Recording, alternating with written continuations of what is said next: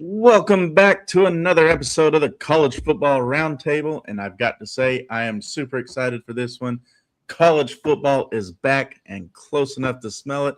It's even close enough you can watch it with several FCS games on tonight. We're previewing, though, the two leagues that own the top of the polls, a couple of the independents living at opposite sides of the football spectrum, and the games that kick off the season starting this Saturday. But first, preseason polls are out. The Big Ten has 1 and 2. The SEC has 9 ranked teams. The Group of 6, nada. Big Ten is trying to win a 4th straight national title. The SEC hasn't won one since Georgia in 2022. We're going to be looking at the SEC first, the Big Ten second.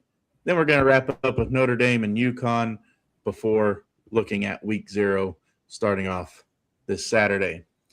Before I bury ourselves into Georgia and Texas, I'm going to ask the panel.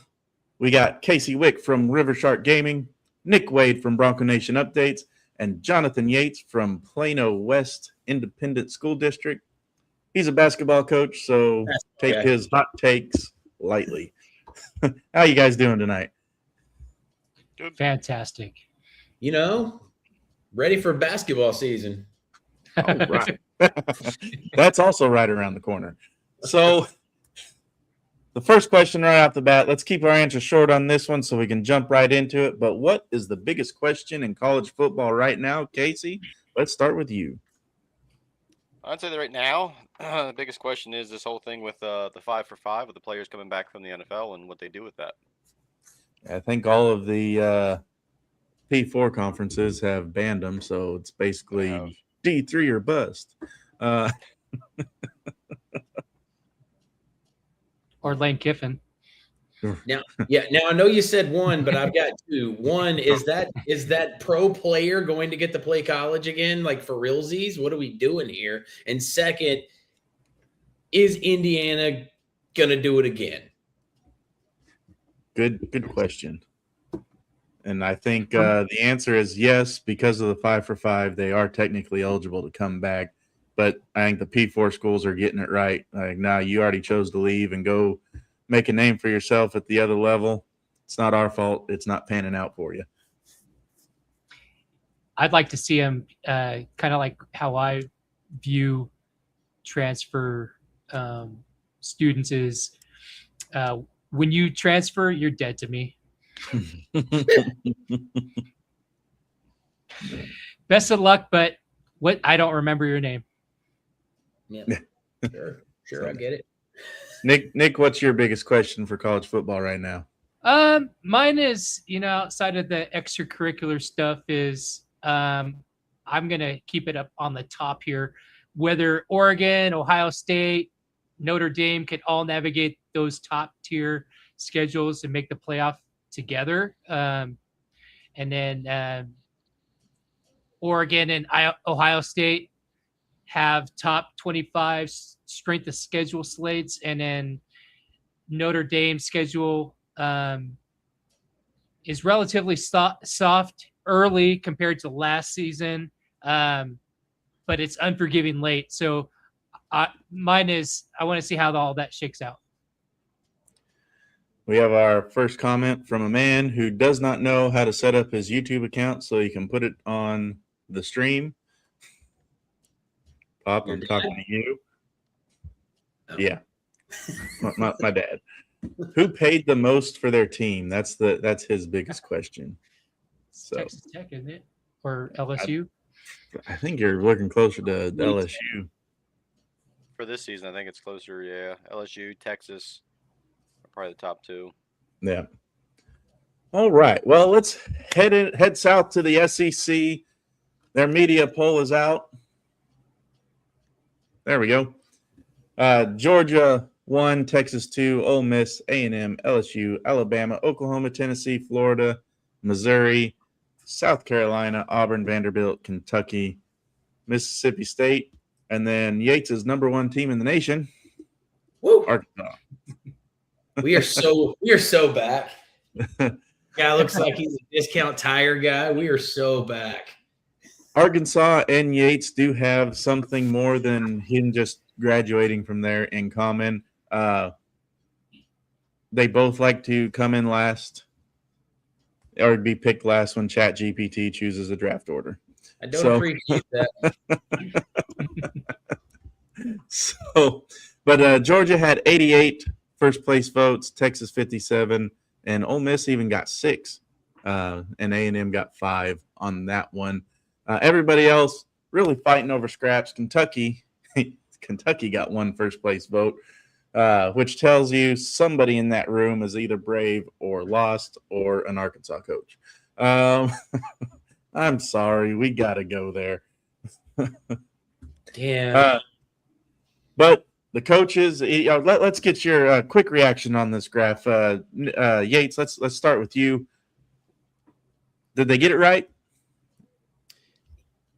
I'm not 100% sure. I think at the top, yes. I think you go Georgia. I think you go Texas. I think the bottom 3 to 4 teams are right. Vanderbilt, Kentucky, Mississippi State, Arkansas. I don't know if LSU, Ole Miss is going to be that high after Lane Kiffin jumped ship over to LSU. I know they lost a couple of guys. They got a lot of guys back. I just don't know if they're going to have the same kind of firepower, though.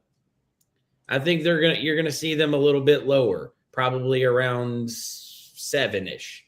Tennessee, can we stop over-ranking them every single season for them to go 6-6? They're going to finish 11th. And I think Florida's a little low. I think they're going to be probably around that, probably 8th-ish range too, maybe 6th. But other than that, it's pretty well squared away. Good deal. Well, let's take a look because the coaches, all SEC team, already started an argument. They put Trinidad Chambliss from Ole Miss over Arch Manning. Georgia and Texas had 11 honorees each. Is the coaches poll being taught, or the coaches selections for the all SEC teams, are they really just being top heavy, or is there just not that much talent anywhere else? And do you agree with Chambliss over Arch Manning for first team? Nick, what do you think? Yeah, I think Chambliss will finish first team. Texas has the number 1 strength of schedule in the country, and Arch will take more damage. I don't know. I'm just not convinced with Arch's body of work so far. A little bit too inconsistent, but I think Chambliss will put up cleaner numbers against slightly more manageable slate. But that being said, I think Ole Miss is cooked. but I think Chambliss will be the bright spot of that this season.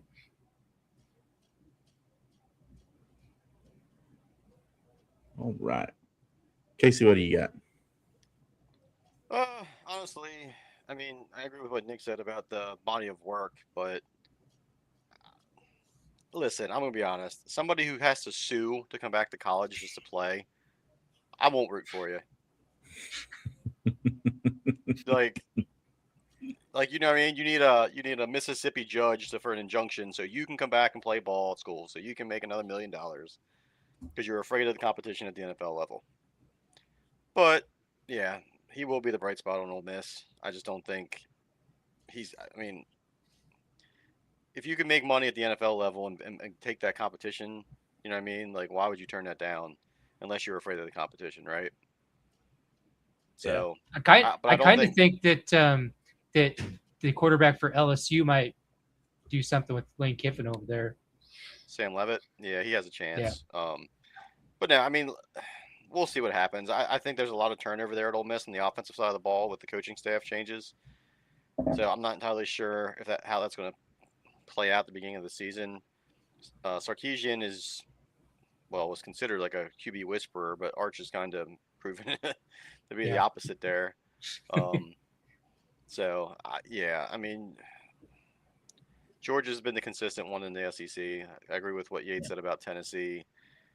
I personally think Ole Miss should be like 1 spot down in the 4th position with Texas A&M above, just because I think the coaching staff is better. I think one of the overlooked quarterbacks in the SEC is in Oklahoma. I think Mateer, before he got hurt last year, was having a really good season. He got hurt. Maybe he was, looking over his shoulder a little bit more because he did come back, have a surgery, and play what is on his thumb, and then he played again 12 days later. Yeah. That's kind of wild, right? So I think if he stays healthy, I think he's one of the more overlooked quarterbacks right now that can really make a lot of noise. Yeah. I completely forgot about him. So good pull. Good pull. 2 other things hanging over this league. First time everybody plays 9 conference games. That's extra losses walking around looking for a home. And they have not won a national title in 4 years while the Big Ten keeps stacking them up. Is the SEC still the best league in the country, or are they just perceived good because no one wants to hurt their egos? Casey, let's roll with you. Knew you were going to go there. I mean, they say it just means more. I guess it means less when you can't pay the players under the table and everything's fair. I mean, the schools are there, the tradition's there, the money's there. They're still going to be competitive. Georgia's not going anywhere. Alabama's going to have to fire their coach and get a better one until they're back. But the Big Ten right now, I mean, there's a lot of money on the West Coast with Oregon, USC, and there's a lot of money on the East Coast. Even though Rutgers isn't good, you still got the New York City media market, and then you got all the Midwest with, Ohio State, Michigan, all that. So until some coaching changes happen with the top 4 or 5 teams in the Big Ten, I think the SEC is going to play little brother for another year or 2 at least. Tell us what you think about Florida. Oh, Summerall? Honestly, I'd probably put them at like the 14 spot. Big Gators guy. Big Gators. Yeah, they've got like a lot of turnover. I mean, and Florida is a terrible school with the boosters. I think Texas was wildly considered a terrible school with boosters as well until Sark came in. The last one to really do anything was Mac Brown when Vince Young was there, and the last one to do anything at Florida was Urban Meyer, and it has not been good since. And I don't know. They're not making culture fit hires at that school. You need a coach who can mesh with Florida kids, and you need no ball coach. Where's the visor? Now Summerall, what wasn't Summerall that 90s kids game show host? Pat Summerall. Yep. No, he was definitely the co-host with John Madden. Yep. I don't know. For me, college games before he did with Madden, though. Yeah. For me, the SEC, I was thinking about this earlier, and the SEC reminds me of the NFC South. I'm a Falcons fan. All bad? And so I actually think the SEC could run the NFC South, to be honest with you. And the Big Ten is like the NFC West, right? So you got a deep team, and we keep going over this 9-game thing. It's like I think we're going to see that a lot during this season with these teams beating up each other. So the SEC could literally be just like, my NFC South with Atlanta and New Orleans beating up the crap out of each other. Tampa Bay coming in there and, ragdoll on both of those teams. And then you got the Carolina Panthers coming in there. We'll call them Florida, come in there and upset 1 or 2. And anyway, I was just thinking about these two, this question in particular, and like literally to me, the SEC is the NFC South, and the Big Ten is the NFC West that has the the champion in it.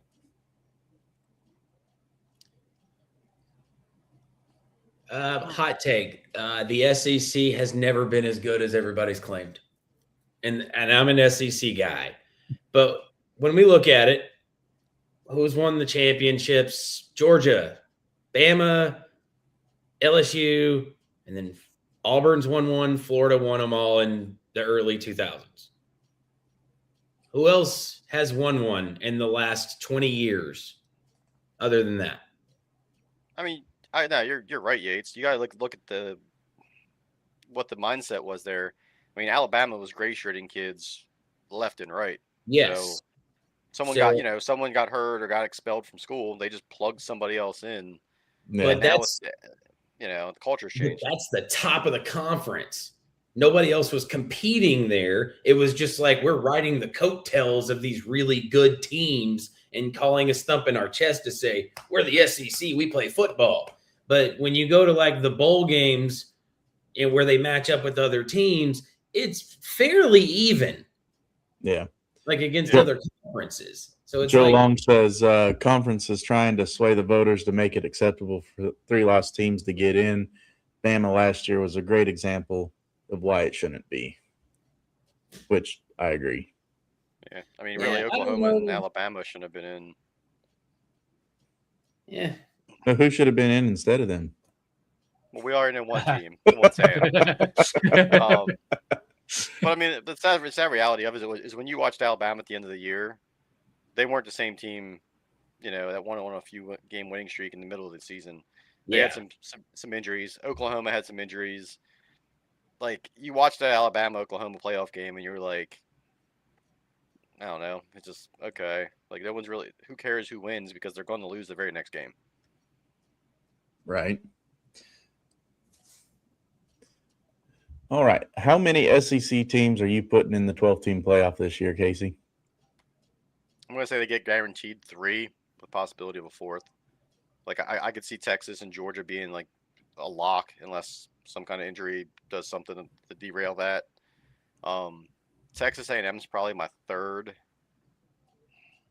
And then maybe Ole Miss or Oklahoma. I don't see Bama, doing anything different than they did last year. So I'm going to say, let's be honest. With the Big Ten and the SEC and 12 teams, you're almost guaranteed 4 apiece. Realistically, when you look at the numbers game. Fair or not fair, that's where the money's at.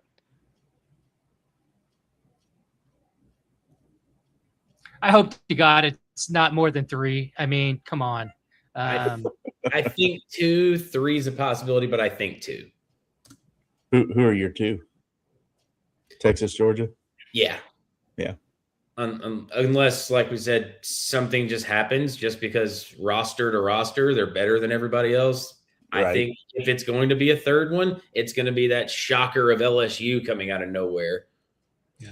Well, speaking of Georgia is going for a 3rd straight SEC title. Gunnar Stockton is in year 2 as the starter. Nate Frazier's back. The defense still has that back 7 identity with KJ Bolden. The knock is they have to create more explosiveness than they did last year. They're not as explosive as some of these other teams out there. But when you're consistent, you don't really have to be explosive. Texas is title or bust, and they know it. Arch Manning seems to be the face of the league and still finished behind Chambliss on the coach's ballot. Sarkisian has the talent. The question is the same one it's always been. Can they finish? They haven't been able to do that in the last couple of years.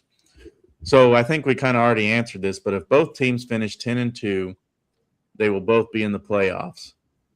But who does the committee trust more? Georgia's recent hardware or Texas's ceiling? Let's go, Nick. Let's start with you on this one. Yeah, I think they go with Georgia. Texas does have a tougher schedule, but Kirby Smart and Georgia, they have a playoff resume, and recent titles carry more weight. I do think that you get more entertainment if you get, Sark in there. But yeah, I think the experiment with him may be up this year. I do believe you're correct. It's some hardware or bust for him, and hopefully he doesn't fall back off the wagon after that. Yeah, I think you're asking the wrong question though when you say Georgia's recent hardware, Texas's ceiling. I think it's Georgia's recent success or Texas's money. Because they are always going to travel their fans and they're always going to sell out. Always. So at that point, you probably lean the money if they're both the same and you're thinking of who. Well, I mean, the X factor with Georgia is if they finally stop making Chargers and Challengers, so the negligent driving charges should go down. That's good. That's good. They need that. But I mean, yeah, I mean, I think if Sark doesn't make some noise here, the boosters are going to start pushing. You know what I mean? Yeah. He's done just enough to keep them happy, and if he doesn't keep the program on the rise, they're going to start calling for his head. Whereas Kirby Smart ain't. I mean, he would have to get on the wagon and hang out with Coach Sark, falling off the wagon, and then go 4-8, maybe 2 years, and then he'd get canned. But no, I mean, I think the pressure's all on Texas more than it is Georgia. I agree. And with all that money, they're not really getting a good ROI with Sark with the money that they're putting in there. Yeah. I mean, Texas Tech was expensive. Yeah, with the recency, George is happy with what Kirby Smart has done. Texas is still like, give us something other than 10 wins. Yeah. So, Yep. Joe Long, I do want to give you a shout out. You got some great comments in there. We will be showing those during the Big Ten segment of this. So don't go away because we got the Big Ten coming up. So let's go same order. Who wins this league in December? Make your case if it's not one of these two teams. Nick, let's start with you again. Oh, if it's not one of those two teams, or no, you can. Who wins it? You don't have to make a case again. If it's somebody other than these two teams, then make your case for them. Yeah, the class for me is Georgia, LSU, and Texas. But I have Georgia. Just their strength of schedule is top 20. It's not the meat grinder that Texas is facing, and Stockton in year 2 stabilizes the offense over there in Georgia. That's how I see it.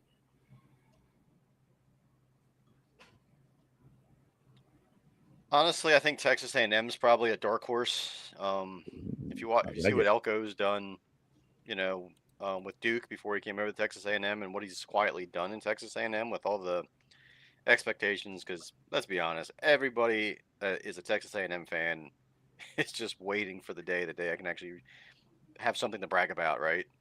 Not since the you know what I mean? Like they haven't done anything championship wise in forever.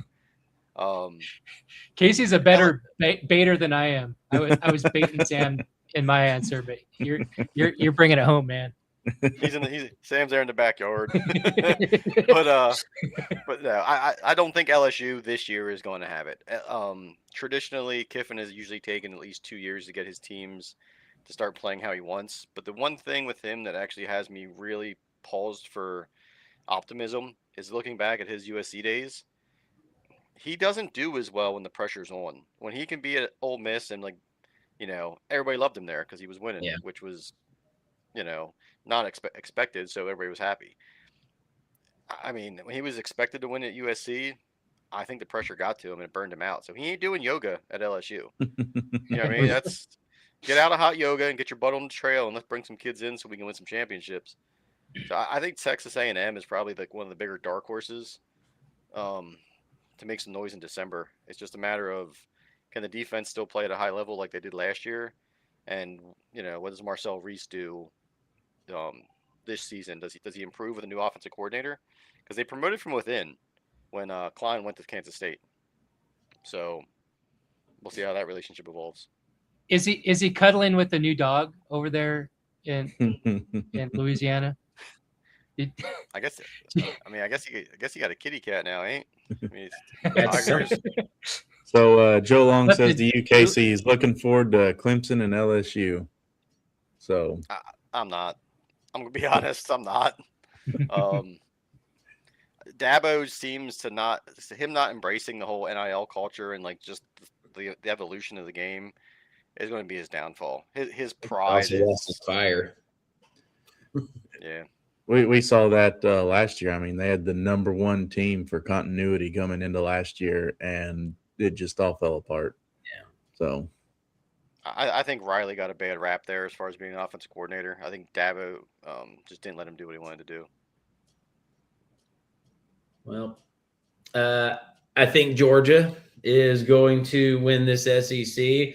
To a point that you made, Casey, I think the difference with what Lane Kiffin can do at LSU is the talent level he has coming into LSU is greater than it was at Ole Miss. And I think he's learned from his USC days because he did finish some of those big time games at Ole Miss. Lost a couple of them too, but it wasn't necessarily just because of calls or any of that. It was sometimes mistakes. You fumble, throw an interception, whatever it may be. But I think he's learned a little bit and he's a better coach now. I still not a fan of his, but the guy can coach football. So hang on, he can coach offensive football. His defenses have always been subject to his good defensive coordinator. That's because he didn't listen to his dad. Well, yeah. I guess he was too busy trying to beat his dad to stop paying attention to how he was too busy saying, "All right, Dad, you draw it up, and I'm gonna beat it." And now look at him. Good old Monty. I like how he starts a dumpster fire by rolling out Janikowski out for a 70-yard field goal and pissing Al Davis the freak out. Hey, I'm all in on Janikowski fighting somebody though. Anyway, we're getting off topic. I will say one thing though, Yates. For somebody who got left off the plane and got fired at USC, he has bounced back pretty well. I mean, that's got to be a gut punch. Oh yeah, get left at the airport. You don't get on. We don't do that. All right, now the noise. Kind of something we've already been talking about. Lane Kiffin is in Baton Rouge. That alone could be an entire drama-filled show if we had the time for it. You guys want to come back tomorrow and talk about that? No, I didn't think so. All right. Sam Levitt came with him as the top quarterback in the portal. Jordan Seaton on the line. Prince Will followed Kiffin from Oxford. Trades Green is already a first-team tight end. September 19th, LSU at Ole Miss, ABC. That is Kiffin walking back into Vaught Hemingway with a bunch of his former players now wearing purple and gold. That's the most personal game on the SEC calendar, and it's not even close. Everybody, SEC fan, every football fan probably has that game circled just to see what happens. Ole Miss kept Chambliss, and Pete Golding is trying to keep that offense from stalling, even though he's a defensive mind. So that's going to be fun to watch and see how that works around. Texas A&M is coming off 11 wins with Marcel Reed and Mario Craver and a lot of new pieces up front. Alabama is year 3 of Kalen DeBauer, and they still don't have a clean identity. Is this the year that they get it? Yates? No. Nick? DeBauer is absolutely a Northwest kind of coach. He's great at Washington. He can do that. But I don't think he's the culture fit for Bama. Nope. Yeah. No, I mean, let's be honest. Following Saban was going to be an impossible task for whoever took the job. You didn't want to be that guy. Yeah. Right. Like, I mean, and for DeBoer to go in there and like completely change the office and everything and force his culture in there, when it's like, I mean, you got some steel balls hanging between your legs there, brother. Like thinking you can, do better than Saban did. It's a good payday too. Oh, it is. But his culture, like Yates alluded to, it's not a fit really in the SEC because he's too player friendly. Like the expectations are too high. You can't you gotta you gotta motivate your players and get them to want to compete and not just be happy to be where they are. I even think everything at Washington was more or less like all the right pieces hit at the right time for him to get there. He's a good coach. If you look at his coaching record, his wins losses everywhere he's been have been good, if not great. He would have been better off staying at Washington. Agreed. I bet you he goes back to the Pac-12. For who? Oregon State. One of I was going to say Yeah. Bobcats. He's going to be a Texas State guy. Yeah. I mean, it would fit. They don't play defense there either, so. And they like to party. They like to party, so you can have a good time. Wait, no, that's Lane Kiffin. All right. Oklahoma 20-year-old already looks like it Jays. belongs in the SEC. 10 guys on the coach's all-SEC team. Missouri's Ahmad Hardy is a first-team all-SEC running back, and he's been cleared to play after getting shot in May. But that one's bigger than football, but it's part of this league's year. Is LSU a title team year one under Kiffin, or are they a 10-win playoff team that needs another cycle? I think they're a 10-win playoff team. I think Kiffin's good for 10 wins. And then, if they do, they've got the schedule is the top 10 toughest, and who knows, the year one under Kiffin maybe it's too soon for a title run, but look what he did at Ole Miss, and I am looking forward to that dumpster fire that they're going to play against Clemson. Ole Miss. That's that one too. No, I'm going to miss that one. I have the LSU Ole Miss game locked in on ABC. I mean, he was kind of obligated to go to LSU with his daughter dating Whit Weeks. You know what I mean? Oh, absolutely. Got to keep tabs on that. No, LSU's absolutely not. I mean, if you look at their schedule, it's a brutal schedule. Like, you got Clemson, which, it's week one. We'll see how that ends up. But then Louisiana Tech, okay, that's a give me. But then you got Ole Miss at Ole Miss night game. Then you got Texas A&M. McNeese is an absolute win. SEC, let's go schedule FCS teams. Kentucky, Mississippi State, Auburn. But then you finish with Alabama, Texas, and Tennessee. They're probably a 9-win team, if we're being honest. Yeah, I think they're going to hover around the 8 to 10. I don't see them necessarily being a playoff team this year. I think if they hit the mark and everything, I think they win 10. But I don't know if it'll get them to the playoff. Yeah. Who's the real third team in this league? Ole Miss, A&M, Alabama, Oklahoma, or another dark horse that's out there, Casey? Let's start with you. What do you think?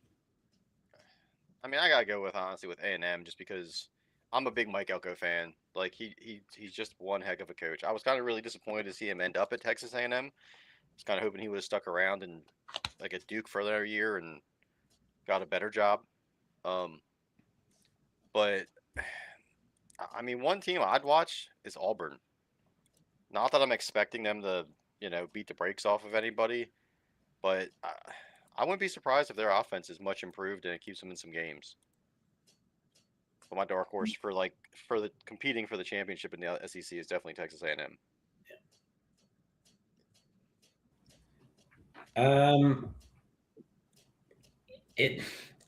I always have a hard time trusting A&M, but I think that's just the Razorback in me not liking them. You going for the Arkansas or what? Yeah. You know what? Let's do it. It's the Hogs. No, I'm kidding. I can definitely see it being A&M, but I'm kind of leaning LSU as being that third team. There's one thing there, Yates, that everybody's overlooking. You have to erase the terrible culture that Brian Kelly had at LSU. Can you do that in one? That's true. That's true. Like if you look at his last years at Notre Dame and how he was at LSU, those teams won in spite of the coaching, not because of the coaching. Right. So these players at LSU now have a new coach, new philosophy, but they have to unlearn all that bad culture. But you've also got the talent, and you got a guy I think has a really good method of motivating players. Like, that is one thing Lane Kiffin has always done well. Guys are up ready to play. even if they're going to get the There's a- brakes beat off of them. There's a lot of transfers there. So, like, is there a team first mentality, which I believe requires there to be one for like long runs into a grueling schedule? Or is it just going to be like the guys being like, I'm here to make money for a season, then go to the NFL? Okay, like I'm gonna sit the rest of the season out because we're 0-2. Not that it'll happen, but players do quit if the season doesn't go as expected. Yeah. Hey, Joe, What? we can't put your comment up out of respect because that number 5 thing. Yeah. Sorry, we can't do that because the number 5 thing. So yeah. Dude, my they dark. we hear you, out of buddy. the We hear NFL you. for that. I'm with It should be with banned for Casey. I sports. think I have Texas A&M maybe being actually my 4th team. I got him number 8. I had him number 8 in my top 25, just right below Texas. So it wouldn't be too much for them to jump the Texas Longhorns. And they also have a top 10 strength of schedule. So that's if they finish with the 10 win season, maybe that's a playoff resume. All right. Well, we got an Arkansas guy on the show, and Arkansas is a SEC cellar dweller. So let's talk about them. They're the Yeah, let's best. do that. Why not? They're the best 2-10 team last year, hands down. They had a lot of close finishes. Sam Pittman got fired midseason. Bobby Petrino ran it out as the interim. They hired Ryan Silverfield off back-to-back 10-win years at Memphis, and he did not ease into Fayetteville either. 42 transfers, an SEC high, an entire roster turnover. They just named the quarterback this week. KJ Jackson won the job over Memphis transfer AJ Hill. Jackson's dual threat guy with 1 career start. Silverfield and Tim Cramsey are installing that Memphis offense with a kid who hasn't been a full-time SEC starter. It's going to be a really good thing or a really bad thing. And you got Ron Roberts has the defense after they were one of the worst units in the country last year. Secondary got blown up and rebuilt. Schedule does not care that it's year 1 either. North Alabama to open, then they go to Utah, then Georgia, and half this slate is ranked. There's Tulsa, the games they're supposed to handle, and then you're talking about Auburn on the road, Missouri, and stuff like that. I mean, there's not a lot of room here for bowl eligibility wins. You got to win the ones that you're supposed to win, or that you can win if you're going to at least get a bowl game. Silverfield's already out here saying it's not a rebuild. They're coming right out. The bowl has them 16 of 16 in the SEC, and those two things cannot both be true for long. So, Yates. Yep. Are the Razorbacks a 3-win team wearing new hoodies, or is Silverfield about to make this poll look lazy by November? I don't even see where you got 3 wins at. I think if we win 4 games this year, he's done a good job. Like, clearly, when the SEC went to this 9-game schedule, clearly the SEC hates the Arkansas Razorbacks, and that's fine. We'll deal with it. But there are too many factors for us to actually be good. Now, we were in a lot of games last year. Our defense gave up so many different big plays to cause it, or a turnover out of nowhere. We started looking better when Petrino did get to take over, and then we didn't want him to be the head coach. So now he's over with Bill Belichick doing some offensive coordinating. So, Bill needed that. But from that standpoint, I don't know. I know we'll beat North Alabama. I think we'll beat Tulsa. From there, it's really hard to pick where the next win comes from. Like, maybe South Carolina, maybe Auburn, maybe Vanderbilt. But if we win 4, he did a stand-up job. Yeah. Joe, Arkansas's out of conference is North Alabama September 5th, Utah September 12th, and then Tulsa September 26th.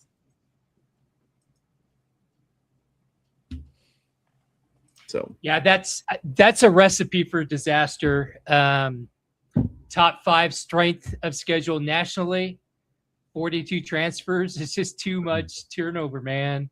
but it could They be the could thing have- that they need. I mean, well, you look at the way Signetti came up and brought all of his team to James Madison with him. Yeah, From- but Well, this they- from is the Silverfield. FCS. True, but They- I mean the same thing. they- You don't know what to expect, and then he goes from James Madison to Indiana. The Big Ten thought, "Oh, we're going to run through them anyway. It's just Indiana." yeah, so but they what may they could have done, what they they could may have done have is a good year. they could have hired half of Bobby Petrino's face from Louisville, and that would have given them a little bit of continuity right there, and then maybe they would have kept more of those 42 transfers. That I I will mean, say- I'm not disagreeing. I'm just saying they have a surprise factor this year. I will Year say 2 may be a letdown. KJ Jackson was a very highly rated recruit coming in as a quarterback, a little dual threat guy. I know he can play. He was sitting behind Taylon Green, who is an NFL quarterback right now. So it's not like he was just sitting behind a nobody. Yeah. All right. So talking about this, what's a realistic win total in Fayetteville, and what's the game that tells you year 1 is working? Yates. I think the realistic win total is going to be 4. Any more than that, we're great. But I think to know if we're on the way is how do we play that October 3rd game against Texas A&M? Because that's that rivalry game. If we keep it close with them, there's the potential of maybe we're heading in the right direction. All right. For Because me, I big- I think 4 wins could be plausible. For me, the Utah game tells me everything because Utah's kind of in the same situation. After their coach left to go to Michigan, they got decimated too. A lot of their roster transferred. So you basically have 2 teams that are kind of in the same boat. And if they're competitive, Silverfield's rebuild is ahead of schedule if they win the 4 wins, like Johnny said. I agree. I think that would be a good season for the Razorbacks. You mentioned Utah, so let's go ahead and answer Joe's question here. What do you think Utah's record is absent Whittingham? Well, I dropped him. I think I dropped him out of my top 25. I know the AP had Utah in the top 25. I looked at that and like, get out of here. And Whittingham going to Michigan kind of gave them, a little bit of boost with Michigan in my top 25. So yeah, Utah, like, just skedaddle. I don't see them doing much. I mean, looking at their schedule, I don't see why you can't get 9 wins there. Yeah. Kansas, usually pretty bad. Iowa State, hit or miss, but usually pretty bad. Utah State, usually pretty bad. Idaho, usually pretty bad. Colorado, they might be the smallest team in Division I history. Cincinnati, they're hit or miss. Arizona, TCU, we'll see. I think you can get 9 wins. 7-5. That's where they'll end up.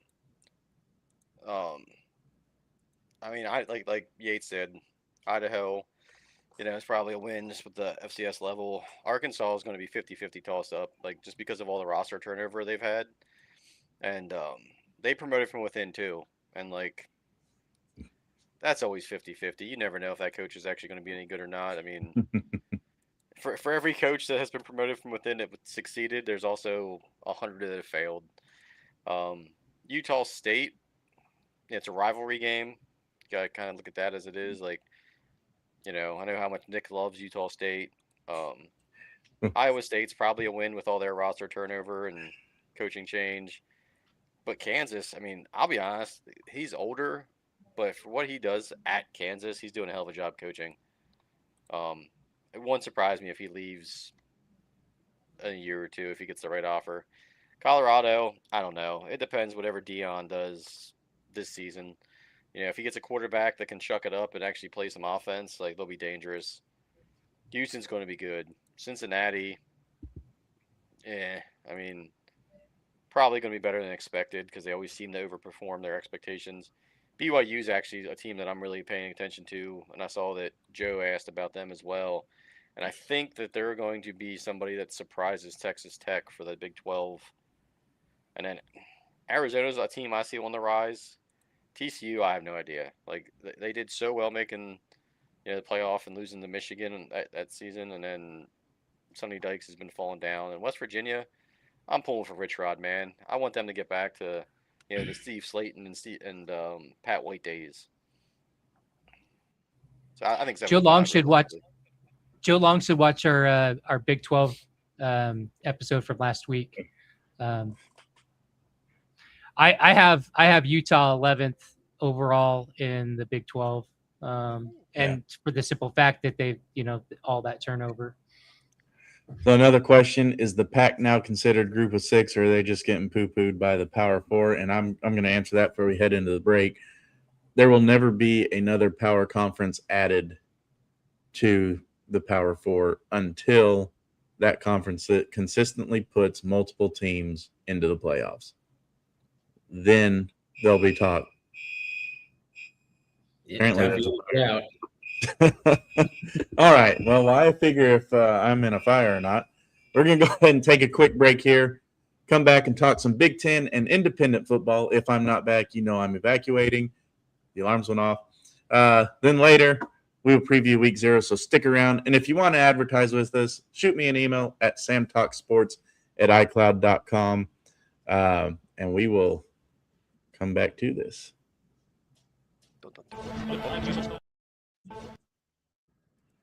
Stop it.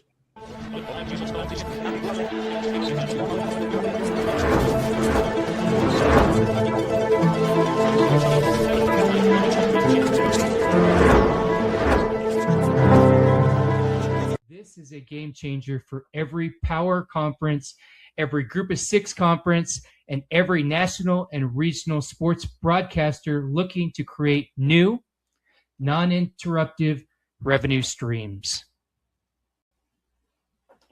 Watch the traditional yellow line, and now watch it transform. The grid line is not an overlay that sits on top of the broadcast. It's the first down line.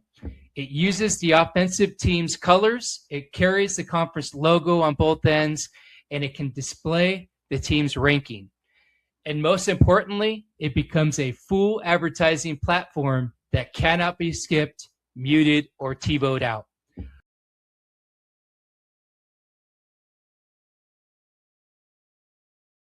Look at this sequence. You see the classic yellow line, then the braided grid line appears. Verizon, Ford, Wilson, AT&T, Albertsons, Kit Kat, Reese's, Coca-Cola, Dr. Pepper, you name it. They are not commercial break ads. These are in-game, on-the-line ads that live right where every eye is already locked. The line to gain. And here's the key innovation the patent protects. The ad can be static or fully animated. It can pop up 10, 15, 20, even 30 seconds before the snap, deliver the brand message, then settle back into a clean, branded first down line once the ball is snapped. Fans stay in the game.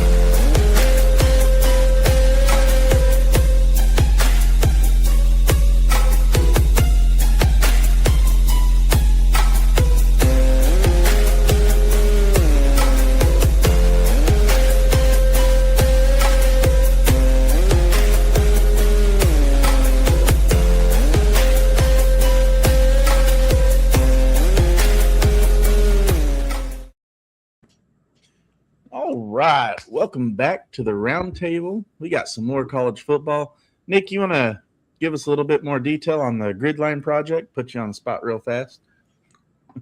Yeah, I partnered with the Gridline project. It is a new innovative way that broadcasters can revolutionize the way that they generate revenue from advertisers. As you saw in that clip, it puts the advertisement right there in game. It's non-interruptive. It's part of the game. Everybody's looking at the line to gain all the time. So, you're not skipping a commercial. You're not, it's not bothering anybody. But yeah, this is a patent pending.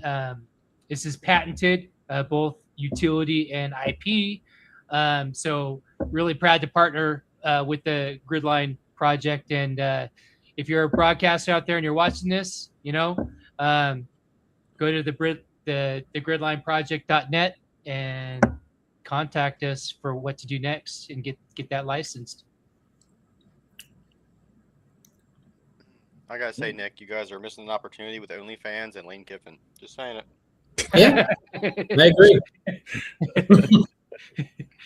That could Right. make it on the Gridline. OF. All right. Let's head to the Big Ten. Different league, different problems. They've won the last 3 national titles, and they still can't decide who's first. Oh, yeah. I have a graphic for that. That's why I set that up. How about that? Can't even follow There we the go. script. They don't have an officials coaches poll either. The unofficial one everybody's using has Ohio State, then Oregon, Indiana, USC, Michigan, Penn State, Washington, Iowa, Illinois, and then everybody else. Vegas has Ohio State as the league favorite. Oregon and Indiana bunched right behind them, and then everybody else is in another zip code. Is the Big Ten the best league in football, or do they just have the 2 prettiest rosters? Nick, let's start with you. Yeah, like I said, I think they do have the best league in there. They're the NFC West of the whole damn thing. I don't know why USC's up there at 4. That's Jordan kind of Maeva. baffling. I guess I'm not. I guess I'm just not really high on the old link over there. But Nobody is. but yeah, I think the big until somebody knocks them out, one of the other leagues, they're the class of the whole damn thing. I mean, I think they got put at 4th because they finished 4th last year and got some guys back. I think, you know what, I'm going to say this, and it's going to solidify that they're going to have the best season that they've ever had. But I'm tired of Oregon because they're always ranked number 1, 2, 3, and then they lose always when it matters. It doesn't matter where you put Oregon, they're gonna lose. Anyway, Ohio State's the best team they have. and I'm curious about Indiana. Oh no, I mean, oh, is it my turn? I think Joe Long said, "What's his name?" I believe it's Maeva. But anyway, yeah, I mean they do have like Ohio State, and I agree with Yates on Oregon. They've been the media darling since what? Joey Harrington back The in like Joey the early Harrington 2000s? days. And like they don't do anything. Like they're like that's like the prom queen going home with the prom king, and he can't get it up when it matters. That's Oregon. Nice. But I mean they do, and Indiana's roster. I mean, Signetti's really good at getting experienced players in that know football, that have a passion for it. I don't know if they have the best roster, but he's going to get the most out of his players. But eventually, someone's going to figure out how to knock him off his high horse. And I'll be honest, as a Notre Dame fan, when he came into South Bend and said they don't just beat top 25 teams, they beat the hell out of them, and Notre Dame beat him, I love to shut him up. Pop says Oregon loses their high ranking when they play BSU. True or false? Okay. False.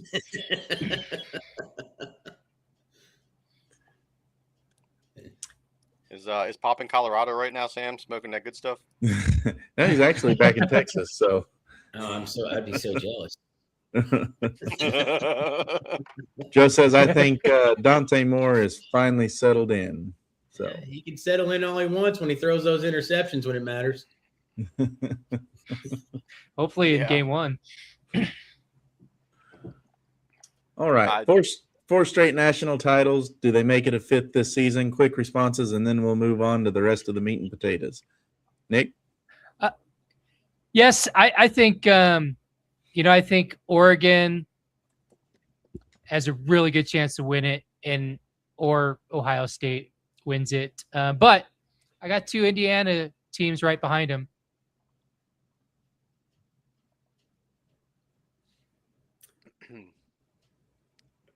Don't you ever put Notre Dame in the same mouth as Indiana. Ever. Indiana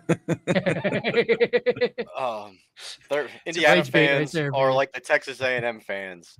You hide in a cellar until your team does something, and then you come out like cockroaches you are. I don't think they do. I think they might have a good chance with Ohio State, but I think Georgia does instead. Georgia's really good. Yeah.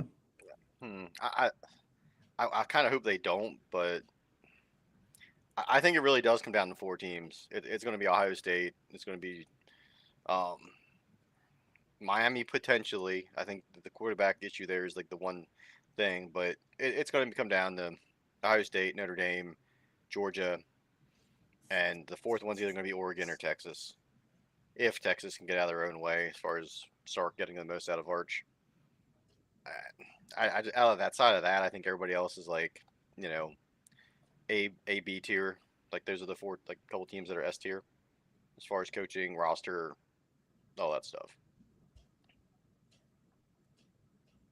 Yeah. Joe says Gunnar Stockton is also settled in. He'll be very good too. So, God, I all wish the right. Georgia State police would pull them all over. Oregon State, or excuse me, Ohio State. I'm back in last week. Nope. Ohio Wrong State. LSU. Yeah. Ohio State, Oregon, Indiana. That's the race. Everybody else is just trying to crash the wedding. Ohio State is a preseason number 1 for the first time since 2015. Julian saying, Jeremiah Smith. All I'm saying is they went 12-0 last regular season and then lost the league title to Indiana and the playoff opener to Miami. So this whole year in Columbus is about not doing that again. The schedule is nasty. They go to Texas on September 12th. They go to Indiana on October 17th. Oregon comes to Ohio Stadium on November 7th. And then you have Iowa and Michigan are still sitting there at the end, menacingly waiting for their chance at the Buckeyes. Oregon brought Dante Moore back instead of the draft. Their line's intact. Dan Lanning still doesn't have a national title. If the Big Ten four-peats with a new champion, it's most likely Oregon, in my estimate, just because of their roster right now. Indiana went 16-0 and won the whole thing. Kurt Cignetti, 27-2 in 2 years in Bloomington. They lost Fernando Mendoza, the Heisman winner, number 1 pick in the NFL draft. The new quarterback, Josh Hoover from TCU. The media already has slid them to 3rd. Cignetti's whole deal is making that feel stupid. And if we know Cignetti, he's all about making the media feel stupid. So we kind of already brushed up on this. Who's going to win this league? Can Indiana repeat without Mendoza, or is that the one fade that's actually fair? And if it's not any of these 3, who's going to crash the wedding? Google him. Cignetti wins. I was hoping someone would say that. No, man. I'm gonna say Oregon. I think that Alabama hired the wrong coach. They should have stuck with Lanning. You got Dan Lanning, I think, in his third or fourth season at Oregon. They've crapped the bed a couple times in the CFP. They've got 9 returning starters on defense, which is one of my concerns for my team. In that the opener, they're number one in this initial top 25 with the return of Dante Moore.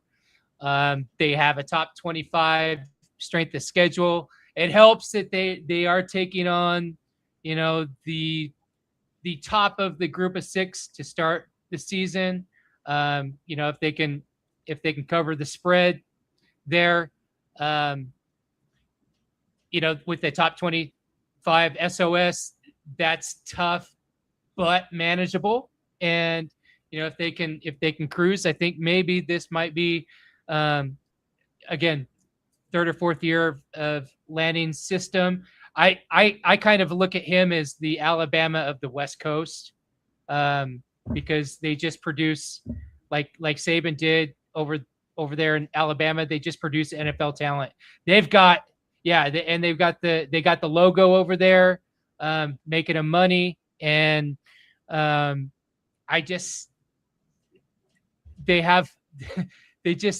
whole roster's full of potential NFL draft picks.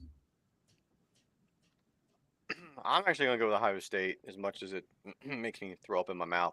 Big Buckeyes guy. Oh yeah, super love. Actually, it's not so much I don't like Ohio State as much as the state of Ohio is a cult. But I mean, Ohio State's schedule, if they go into Texas and beat Texas, like preseason number 1, they're not getting knocked off that horse until they go to Indiana in October. And Julian Sainz in year 2, he's gonna be a lot more comfortable. Jeremiah Smith, we all know he's realistically a top 5 pick, and like they got Chris Henry Jr., who's coming in as a true freshman, and their wide receivers, they just keep reloading. I mean, the rich get richer when it comes to the wide receiver position at Ohio State, and they always put enough players on defense that come next draft, somebody will go top 10, 15, like that you did not hear about right now. Indiana, I'm sorry, and I know Cignetti is a great coach. I won't take that from him, but their schedule is absolutely a joke. North Texas, Howard, Western Kentucky. Really? Could you schedule anything like non-conference any easier? Hey, go win. Go win. Dude, it's like a bully beating up a 5-year-old, man. Welcome to the SEC. Oh, wait. Yeah, you're right. He learned it from Saban. You're right. But, I mean, and Oregon, like, they're going to get battle tested too. But I think Dante Moore come down like Big Ten championship game, makes 1 or 2 critical mistakes, and Ohio State wins the Big Ten championship. Ain't no dark horses this season. I mean, Northwestern ain't gonna do nothing. Maybe new stadium. That's Purdue? their cookie. They'll do something. They'll show up. Maybe put a few points on the board. Maybe. You're feeling it that day. Did we get your opinion yet, Yates, or did we skip? Yeah, I think it's going to be Indiana, just because I don't know much. They're so unknown right now, and Cignetti wins. Google them. Google them. Now. You said that. Okay. 4th in the unofficial poll is USC. Lincoln Riley's window is open, and it will not stay open forever. They play Saturday night in week 0. Then Oregon comes to the Coliseum on September 26th. That game will tell us if the Trojans are in the conversation or just in the photo. Michigan is a reset. Kyle Whittingham's in after the Sharon Moore mess. And just for the record, I called the Whittingham move to Michigan. I think Casey's the one that shouted me out for making that call when nobody else saw it coming. I could see through all the smoke. They were going for him. Anyway, Penn State's in a new coach cycle too. Washington and Iowa are the quiet ones that sneak to 9-3 and make the committee do math. The games that decide this thing: Ohio State at Texas, Oregon at USC, Ohio State at Indiana, Oregon at Ohio State, USC at Indiana, Michigan at Ohio State. So basically the road to the championship goes through Ohio State. Those are all the key games. So fourth Big Ten playoff team, USC, Michigan, Penn State, or Washington, or can it be anyone else, or are they not going to get 4 teams in the playoffs? Let's start with Yates. I don't think they get 4. I think they get the 3. I don't think they get a 4th, just because there's never trust in Lincoln Riley to bring big time noise. I think Michigan right now has way too many moving parts to really be good right now. And Iowa is Iowa. What we say, the perennial mid-tier. That's what it was. Yeah. Shout out Joe Long. So you've got the Big Ten with 3 and the SEC with 2. That's 5 of 12 teams. Who's the other 7 teams getting in your playoffs? Yeah, we'll figure it out when I get there. Good call. All right, who's the 4th Big Ten team, Nick, or is there only not? Are they only going to get 3? You know, I'm looking back over my top 25, and I noticed where I put USC. So I'm going to sound like a unprepared goof here, because I did have USC as the 4th team in that tier. I don't think that they're going to make it. I don't know if they get 4 or not, but out of all the conferences, if one's going to get 4, I think it's going to be the Big Ten. But I think if Oregon puts some punishment on USC, which I think they probably will, that will kind of eliminate USC. I think Michigan's going to do better than people think. I think Whittingham's going to go in there and clean up that dumpster fire that was left over for him. I have Michigan as the 6th team behind Washington. So if USC is not going to make it, I guess I have to be true to my top 25 at this point in time and go. It would maybe be Washington. They got a good coach, and they beat the snot out of my Broncos in the bowl game last season. I mean, you're going to get 3 guaranteed. You know, it's going to be Ohio State, Indiana, and Oregon.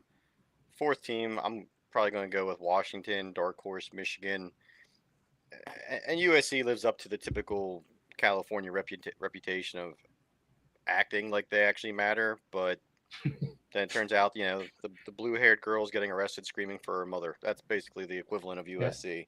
There's no toughness there. I'm going to just stop you right there, because we have the Big Ten expert has just entered the studio. So we're gonna bring on. Oh, good. I can stop pretending. You did very well though, Yates. I mean, yeah. Bravo. I've got to find the layout that brings him. We can hear him. We just can't see him yet. How are you guys doing? There he is. That's not it. That made it worse. That's not it. We're going the wrong way, Sam. We're going the wrong way. There we go. Hey. Up, gentlemen. Sorry, I'm so late. I had 6 hours of driving today and a round of golf to get in, so just getting home. Yeah, got the we all picked Ohio State to finish last in the Big Ten, but you didn't miss much. Well, probably a smart bet. I mean, Purdue is looking up and coming. So we did. We did vote for Ryan Day to do the Just for Men commercials, though. Yes, definitely needs that. Mm-hmm.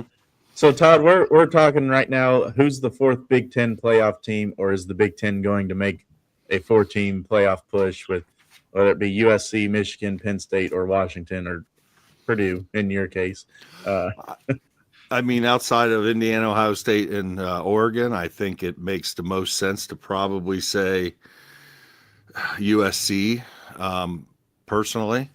But I don't know how this is all going to shake out with the 4 teams, but it's really going to depend on, can some of these teams get through with 2 losses, right? And that's the question in the SEC and in the Big Ten, right? Because the way the schedules are breaking up, it's going to be challenging to get more than 3 teams through without at least having 3 losses. So that'll be the question. So I think USC's offense has been really good recently, and they got Gary Patterson over there for the defense, and I have a lot of faith in Gary Patterson.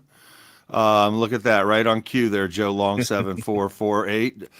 I think Gary Patterson is a credible football coach, and I think he's going to bring something to this defense that, look, there's no way have you watched USC in the last couple of years and don't say they've got talent, right? The defense has talent. It's just a matter of they just haven't been coached very well. So I think USC's, poised for potentially a big year. We'll see how it works out. But, they've got Ohio State at home, and they've got on the road at Oregon. So those will be, can they split those games? If they can, they're a playoff team. All right. So Joe poses this fun question. We'll start with Todd and work around the table. Riley, Kiffin, and Sark, who has the best defense? The other teams. That's actually the easiest question of the night. I think Sark. Yeah, I think out of those 3, I think you got to go with Sark in Texas, right? I mean, that's what I would It's say. talent. Yeah. Yeah, I mean, it's not even close. Sark, like Kiffin, like Todd was alluding to, they do have the talent, but as long as Lincoln Riley is the coach at USC, they won't be a defensive team. They weren't at Oklahoma when he was there. So Lincoln Riley's his own biggest, enemy there. But Kiffin will get that defense at LSU to perform up to the standards, just not immediately. All right, Todd. We're sitting here, just going back through the top here. We're almost through the Big Ten, but you are a Big Ten guy. Do you want to summarize the Big Ten in a couple sentences, whether it's the top of it, the middle, or the bottom?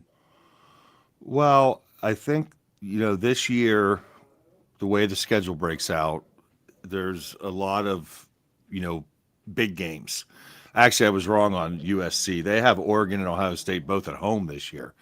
And they got sandwiched around road games with Penn State and at Wisconsin. So, but I think overall, I think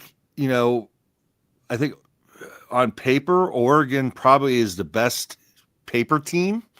We'll see that. I still have questions on Dante Moore in the big game, making mistakes, slow processing opportunities for big plays. Ohio State's obviously not returning 8 picks on defense that were draft picks.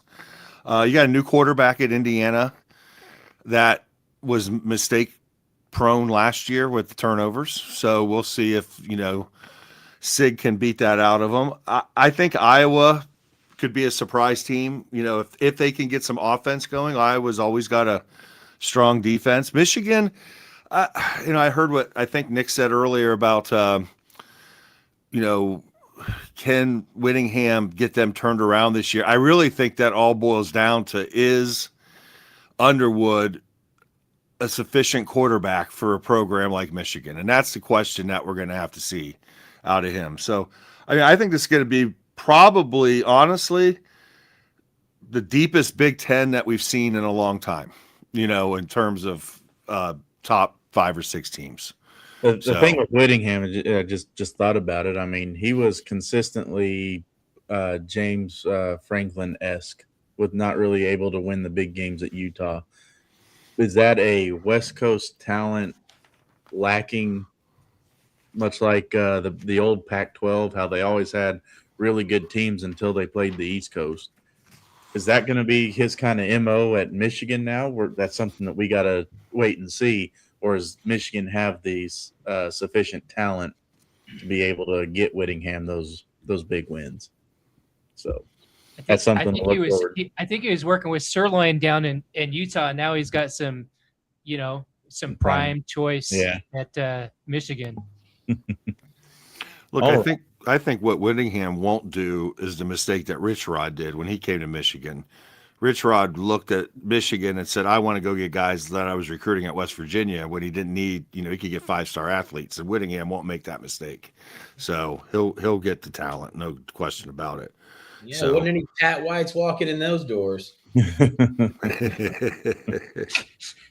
When Joe says when Whit joined the pack, he out-physicaled the pack. So yeah. Yep, that's true. So, all right, panel, let's get your champion, your runner-up, and one team that just misses the playoffs, and one team, your dark horse that beats the exception. We'll start with Nick, work around. Champion, runner-up, one team that misses, and your dark horse.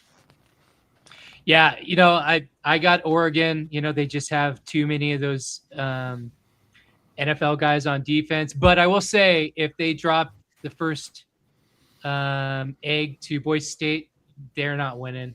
And then I think it's Ohio State runner-up. If Oregon, cruises, runner-up will be Ohio State. I think Indiana just misses, and then Washington will beat the expectation. They'll be the dark horse, I think. Can Washington make the playoffs, or you think they're going to do better? Well, it just depends on what happens with USC, Oregon at USC, and then USC plays Indiana. If they drop to both of those teams, then I think it's, Washington's in the driver's seat. But again, it all depends on how the rest of the map works. But if any league's going to get 4 teams, I think it's going to be the Big Ten. Okay. Well, I'm going to go champion Ohio State, runner-up Oregon. Team that falls off is going to be Indiana. I could actually see them losing 2 games this season just with all the roster turnover, and the Big Ten schedule is actually fairly difficult for them. And then a dark horse that nobody else is picking. Washington's kind of like the expected 4th choice, right? Yeah. I actually think that Penn State is going to surprise some people. I mean, they had a lot of turnover, and he brought a lot of his best guys from Iowa State. But being from Pennsylvania, if you've gone to any game at Happy Valley, when that crowd gets, that's a whole other factor in itself.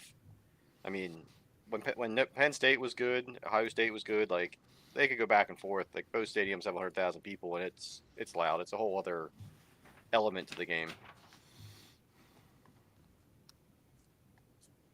Right. All right. I'm going.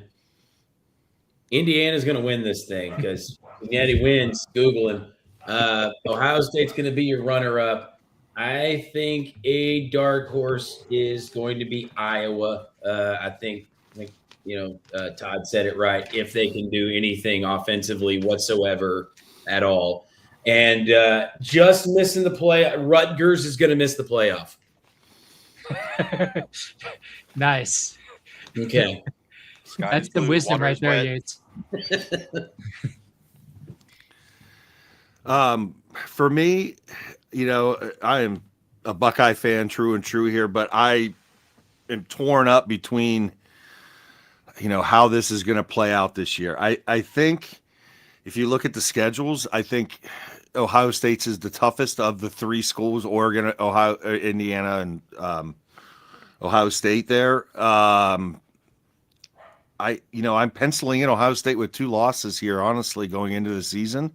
Where do those come at is the question. Does it come at Texas, which, I know you guys already talked about the SEC, but, the more I'm hearing about what's coming out of Texas, the less I'm concerned about Texas. But I'm going to say this. It's between those 3 teams. We'll go that far. If you put me on a thing now, as a Buckeye fan, I'm going to say it's Ohio State, Indiana, and Ohio State beats Indiana again for the second time this year. They'll beat them on the road and then beat them in the Big Ten championship. I think the dark horse, I guess I don't know what the dark horse would be. I think USC has the best chance of making the playoffs. I think Michigan and Washington could potentially be right there. I'm less impressed with Penn State. I'm more impressed with Iowa. Yes, Penn State brought a bunch of players over, but remember, those players lost 4 games in a row last year in Iowa State, and they lost to Colorado. So I'm not going to put a lot of emphasis on Rocco and the boys until we actually see them play USC. So I think it'll be potentially 4 teams, and I think it'll be Ohio State, Oregon, Indiana, and USC. A team that might be a dark horse we didn't talk about, I'm slightly joking, but they're actually kind of intriguing, is Illinois too.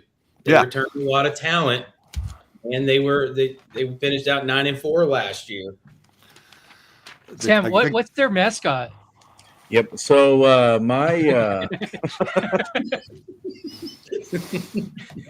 if you don't know, you should watch Perseverance basketball during basketball season. Then you'll know. All right. So see what happened. My champion is Oregon. They turn it around after losing to Boise State. Runner-up, Indiana.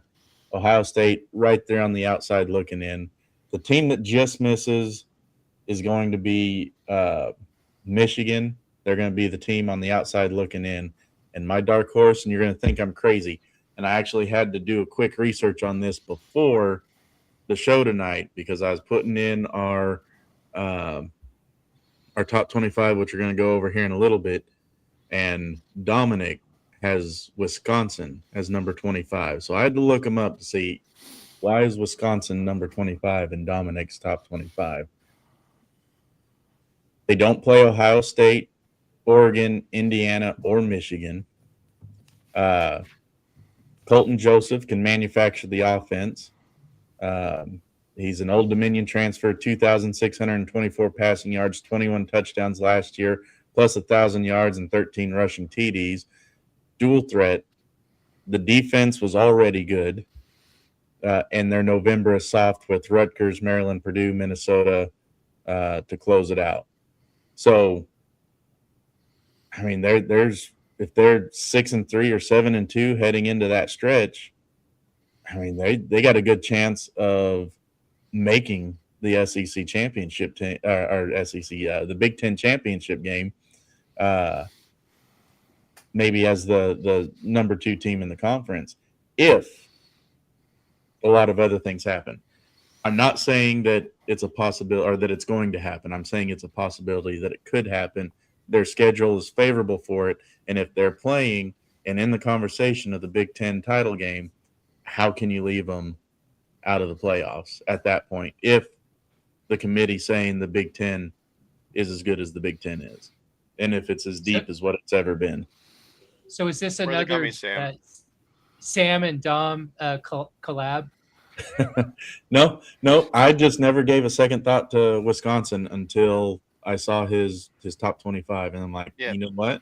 It's favorable. No, you shouldn't listen to Dom in this one. Is it likely? No, but it's favorable. A team that could be surprising this year that we haven't talked about for surely, I don't think, is UCLA. I think UCLA could be a team that decides the Big Ten title. And what I mean by that is they play Oregon, they play Michigan, they play USC.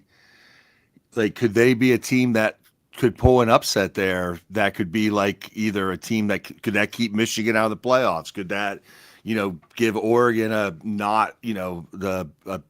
championship spot. So we'll see how that looks. But, Bob Chesney kind of has a little bit of a chip on his shoulder for sure. I saw his Big Ten hour-long training camp thing. So I'll be interested to see that. And, and Nico, this is a big opportunity for Nico. We got Tennessee over here starting a freshman quarterback, right? And then you got Nico over here who didn't want to sign the deal. Nico could actually be playing at Tennessee right now, I think, based on all the stuff here. So we'll see. But keep an eye on UCLA. That first game at Cal is going to be a very fun game between Nico and Sagapalute. So You just like saying that. I do. I got to pick that in every show, Sagapalute. I think I'm even saying it wrong, though.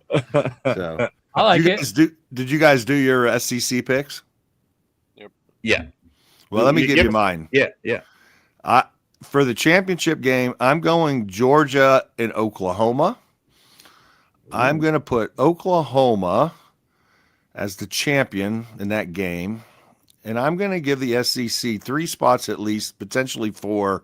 It'll depend on, this and that. I think it'll depend on the out-of-conference game potentially between Ohio State and Texas. If the question will be, is a 9-3 team in the SEC or the Big Ten, depending on who it is that going to trump someone else in another conference? So we'll see. But I like those.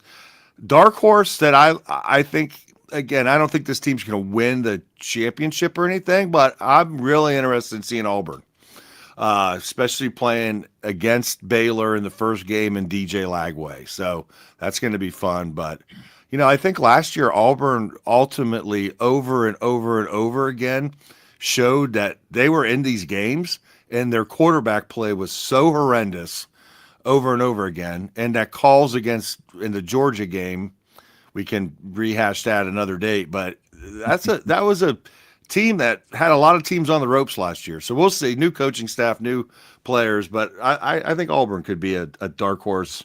Again, I don't think they're going to make the playoffs or the thing, but I just think they could definitely cause some problems in the conference this year. Nice. They have a tough schedule too. Yeah. All right. Shall we talk some independent?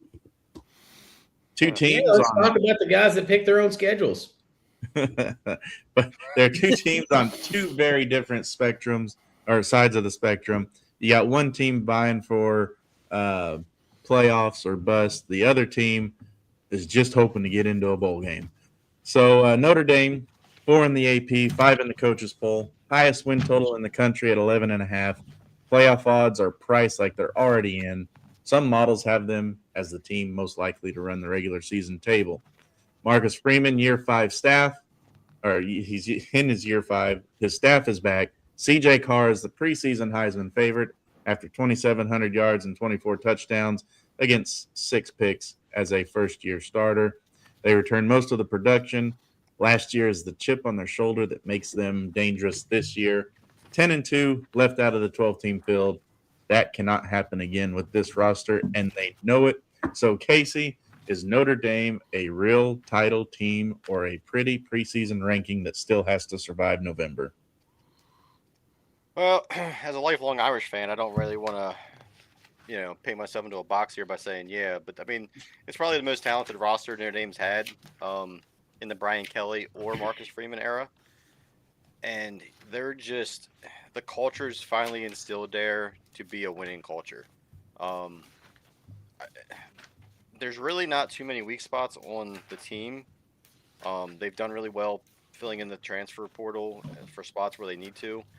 Like, CJ Carr is – I want to say he's good, right? Like a few good games to great, and then he has the ceiling to be exceptional if he reaches that potential.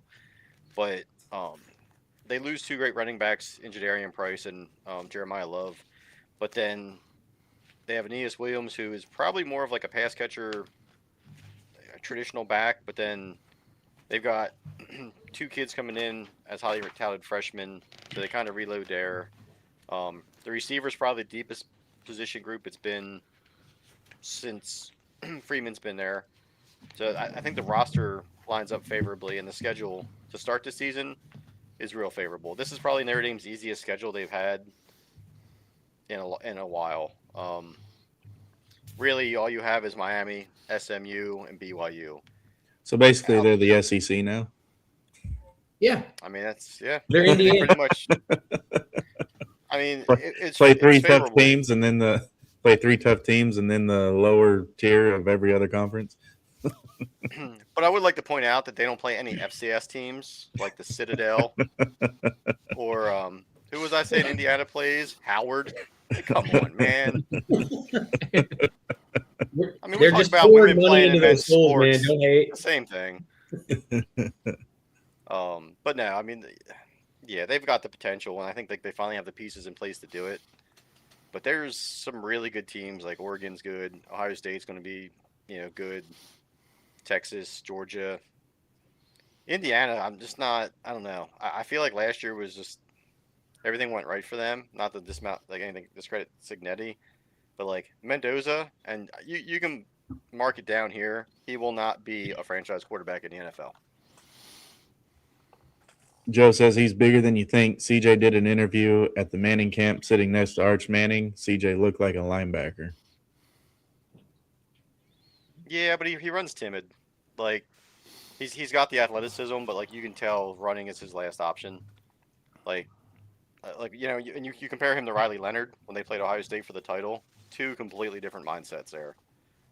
And CJ still has some slow processing for the deep routes. He doesn't really wait long enough for them to open up down the field, and usually when he throws it, it's already too late. So the DB has a chance to make a play on the ball.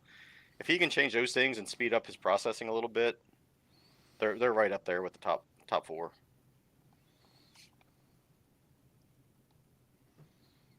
I really like Marcus Freeman, and like you said, that culture that he's been instilling there is now there, and everything is all him and what he's brought and what he's bringing.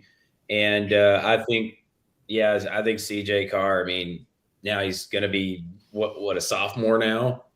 Junior. Yeah. He'll be a true junior. He'll be a true junior. Okay. Yeah. So that case, I mean, he just was in his first full year as a main starter, had a good year. I think that goes to the experience plus going into the off season and getting that work in. I think he's going to correct some of those things. I think Notre Dame is a really, really talented roster this year. So I think they're big chance for a playoff there. Just don't get blown out by Miami. Yeah. I mean, Joe said redshirt sophomore, but Notre Dame doesn't do red shirts. So he's technically a true junior, but with an eligible fifth year, but he won't need it. He'll be in the NFL probably next year. All right. Well, I have Notre Dame as my number one team in the country going into the season, like I did last year. I had Notre Dame the national champions last year, and I was wrong on that. Look, I think Marcus Freeman is absolutely phenomenal football coach. Obviously, he's an Ohio State Buckeye, so that makes it even harder when we have to play him. But he played for Tressel. He's got everything about him that's absolutely exactly what you want in a football coach. Unfortunately for Casey, when the Just for Men man retires, Marcus Freeman will be here in Columbus, but by then he'll probably have won a national championship at Notre Dame, so there won't be much left to do. Look on that, Todd. I think Notre Dame has the best potential player in the country with Leonard Moore at the cornerback position. How are they going to replace the running backs? They've got, some talented guys back there. We just don't know who they are, Aeneas Williams and some other guys. But I think this team is set. I mean, they got 3 tough games, in my opinion. They've got, I'll give them 4. They do have to play Wisconsin to start the season in Lambeau Field on a Sunday. And, there's ghosts in that place. And we'll see if they come, to play with Wisconsin there. I think on the road at BYU is very challenging. I think the SMU game and Miami game will be enough to press Notre Dame in those games. So we'll see. Listen, they can't lose more than one. I think Ohio State, Oregon, Georgia, Texas, I think all these teams have an advantage. I think they can all lose 2 games and still be in. I don't think Notre Dame can lose 2 games with the schedule this year. So if they lose to Miami and somehow slip up against Stanford, this team isn't going to be in the playoffs. So, they're on a very, very slim, rope here that they've got to win these games, which they've got the talent to do it. I mean, I think on paper they're the best team going into the season. I think they're a real title team. They're in the most elite class in my top 25. I've got Notre Dame starting the year off at 3.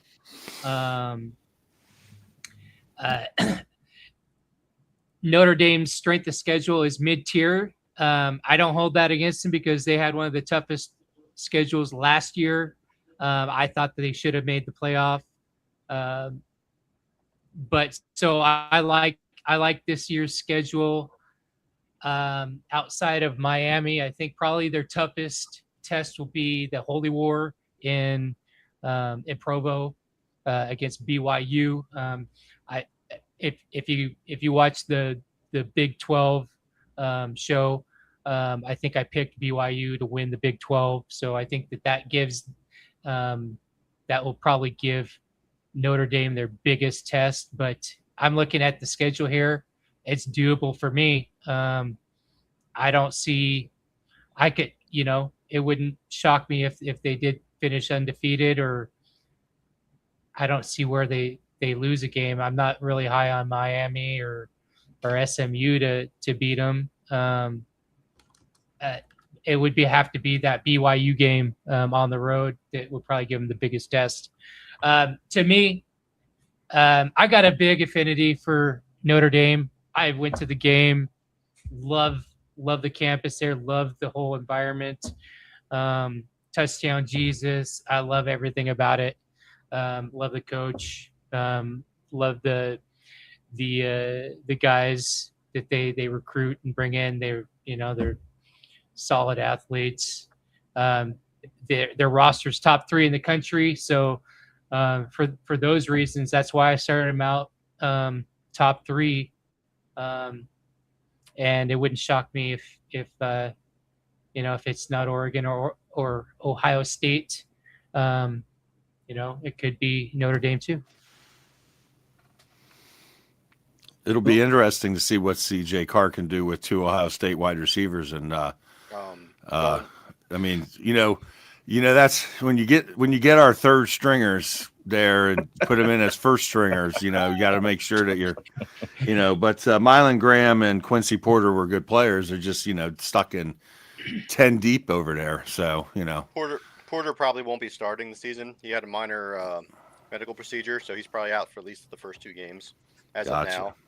Mylan Graham did impress, but they also have they got some really impressive younger guys. Micah Gilbert, a guy by the name of Bubba Frazier, who they've recruited well, and Mylan Graham and Porter were kind of the cherry on top to make that receiver room good.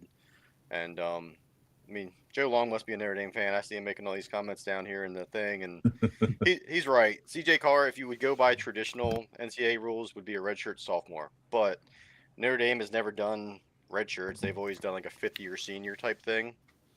But well, we don't have redshirts anymore, anyways. I know 5 for 5. That guy's obsolete. But also, like CJ Carr got hurt his freshman season, so that was technically why he didn't play. He would have backed up Leonard if he hadn't had that shoulder injury. But yeah, it's going to be interesting to see what happens there, especially on the defensive side. There's some coaching staff changes. Mike Mickens, who got Leonard Moore and did all the recruiting there, is now the defensive backs coach with the Baltimore Ravens in the NFL, and they hired Illinois' defensive backs coach. Linebackers coach left to go to Michigan State, and then they promoted the defensive line coach to linebackers, and he left, and they brought in Michigan's linebackers coach, and then they hired Charlie Partridge out of the NFL from the Indianapolis Colts to be the new D-line coach. So there's a lot of turnover on the defensive staff. I'm hoping it gets better because Charlie Partridge, if you, like anybody who pays attention to recruiting, is doing things at Notre Dame that haven't been done since Lou Holtz was the coach in the 90s. But so I mean, I think Freeman's up there with like the Ryan Days, the Dan Lannings, the Signettis. He knows how to build a program and a winning culture and have the expectations. So Wisconsin doesn't worry me, if we're being honest. It's Luke Fickell. As long as Luke Fickell's at Wisconsin, I'm not worried about him. I mean, he's like he was a coach that was at Ohio State that even Urban Meyer didn't really want. Like he was kind of like the redheaded stepchild on that staff, and Todd would know. Like he never, he was always co-DC. He never actually had a chance to. And then he left and went to what? I think Cincinnati was his first coaching job, right, Todd? Head coach. Yeah, I mean, look, he took Cincinnati to playoffs. I mean, back the old playoffs. You know what I mean? Yeah, but look at his coaching staff that he had there. He had Freeman. He had Well, yeah. He had. You know what I mean?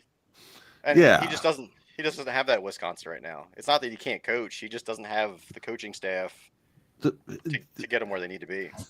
The problem, and I think, I hearken back to what I said earlier about Rich Rod and went to Michigan. I feel like Fickell did a very similar thing there when he went to Wisconsin. Listen, Wisconsin has a known brand of football. Why do you change that? Nebraska had a known brand of football, and they tried to change it. And look, we're 25 years later, and they can't figure it out, right? And I think when you go to Wisconsin, you go find a running back from the East Coast, New Jersey, New York area that's big and strong. You put him behind 5 giant monster, shoveling snow up there in Wisconsin all the time, and you run the damn ball, and you find a quarterback that's not going to make the mistakes that get you into situations, and you play defense, and you win 21-17.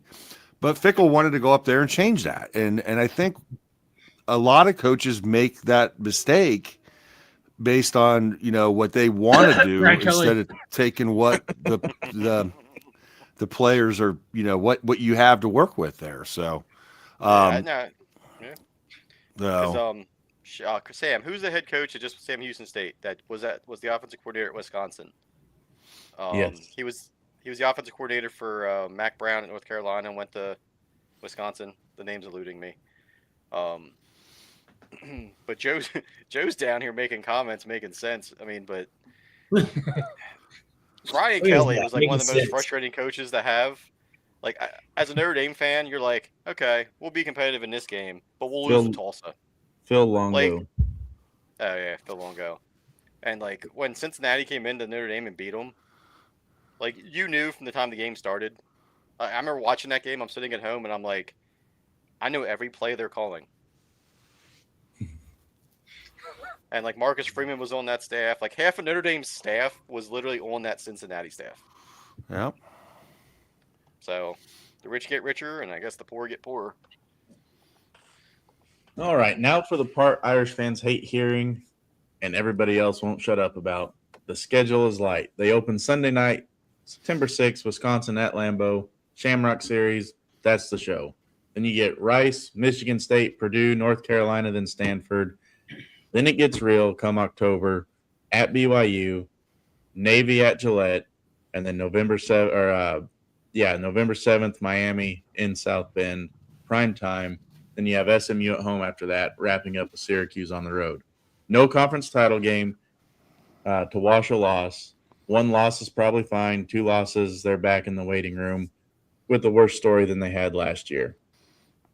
A soft schedule can get you to 12-0, but a soft schedule can also make 11-1 look pretty empty if the loss is ugly. So let's go around. What's Notre Dame's record? And if they only lose once, doesn't matter if it's BYU or at home to Miami. Casey, quick answers. Let's roll.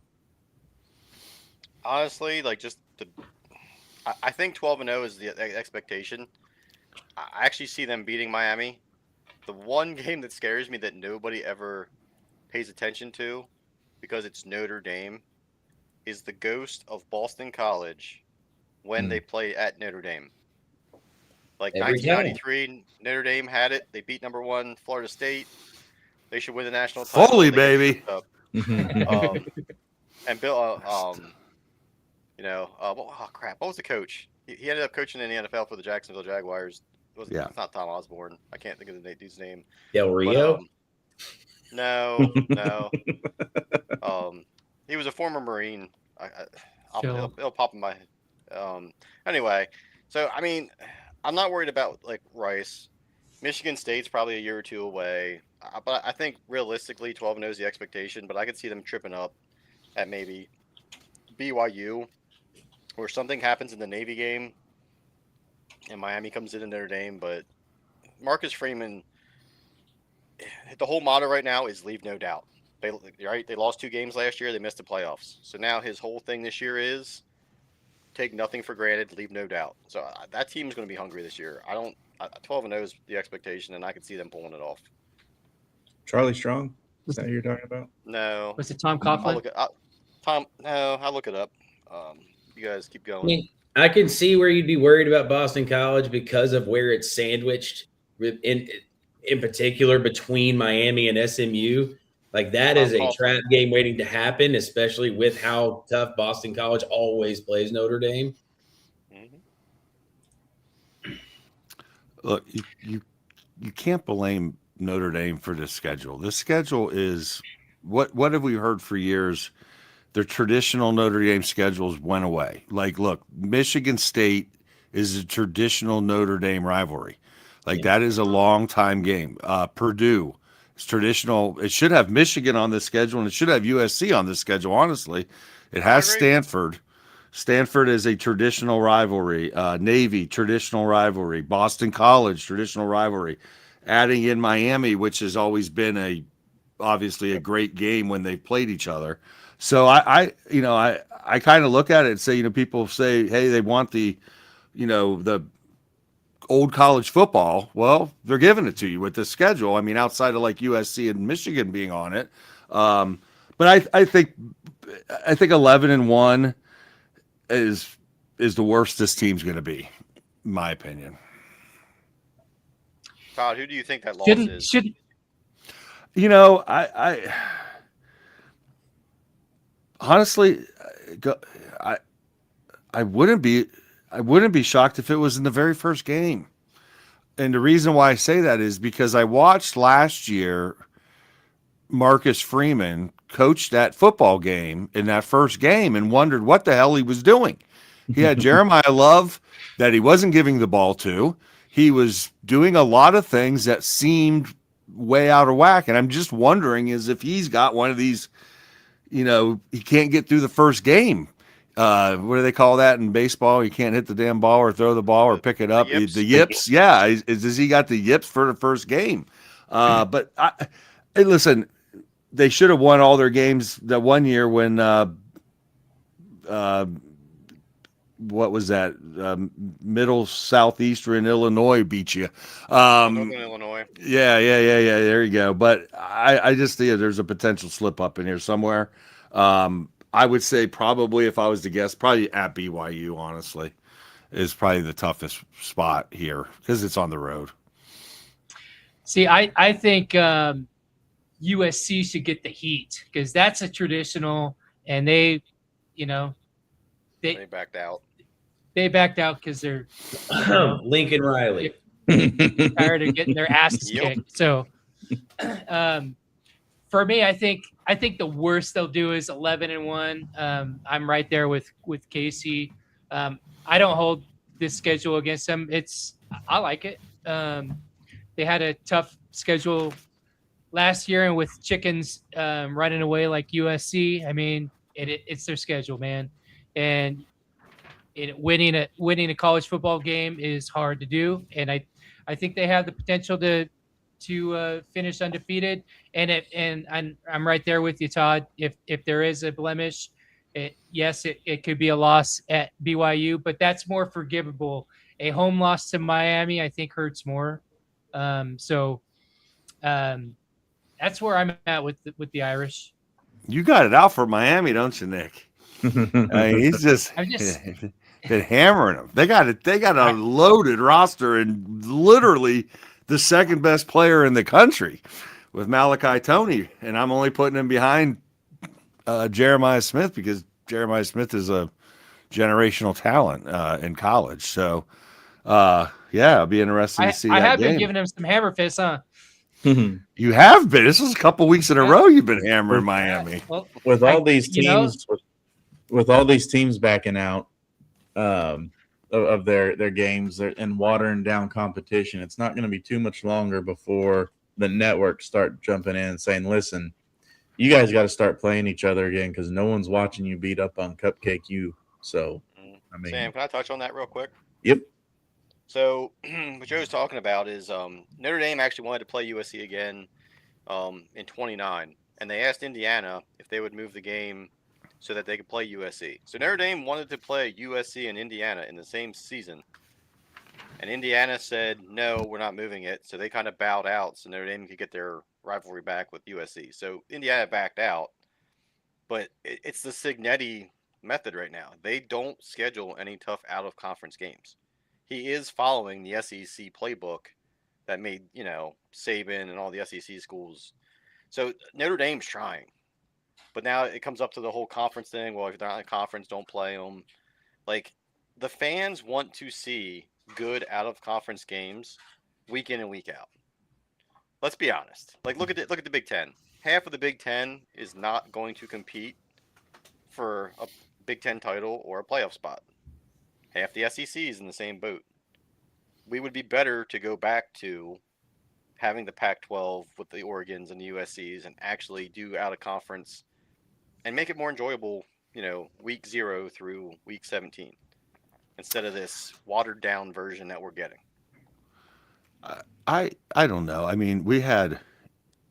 I don't want to bang on the SEC. The SEC had a lot of games where they played out of conference games. I mean, I remember when Alabama went to, I think it was Alabama, they went to Penn State. They went to Wisconsin. Auburn went to Penn State too. The problem is when you schedule these games out, and unfortunately, I think when Auburn went to Penn State, it was kind of right when a lot of some of the stuff was happening. So you schedule them out, and you're like, oh, I got Penn State on we're going to go to Penn State. That's a big move for like a team like Auburn or Alabama.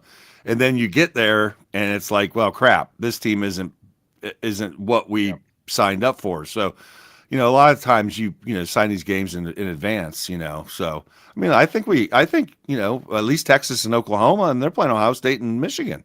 So, so it's not across the board is all I mean, Todd. Like you have some schools that do it and then you have some that shy away from it. Like the Indianas, for example, like their schedule out of conference is abysmal. Yeah, but remember, Indiana, outside the last 2 years, would have lost 2 of those 3 games in a normal year. You know what I mean? They would have lost to Howard. Right. They would have lost to Kennesaw North State. Texas. Yeah, North Texas or whatever, right? So, no, I think the schedules are. I think the key this year is with the 9-game schedules. It's going to be interesting because you're not going to have that team that used to be in the SEC 6-6 and made a bowl because they played Charleston Southern. Right. This year we'll have to play an SEC team to win that game. So we'll see how that goes, and I agree with you in a way. The conferences are just too big. You're not playing the teams, right? And some of these teams don't even belong in Division I football, i.e. Rutgers. Or at least not in Power 4 football. So, all right, I want to pick on Sam for a second. Sam, so your Texas A&M Aggies, this is their out of conference schedule: Missouri State, Arizona State, and the Citadel. Hey, don't knock on Breezy. Breezy gonna run all over them Aggies. Hey, look, Arizona State is a reasonable out of conference game. No, they are. Yeah, they are. But the Citadel.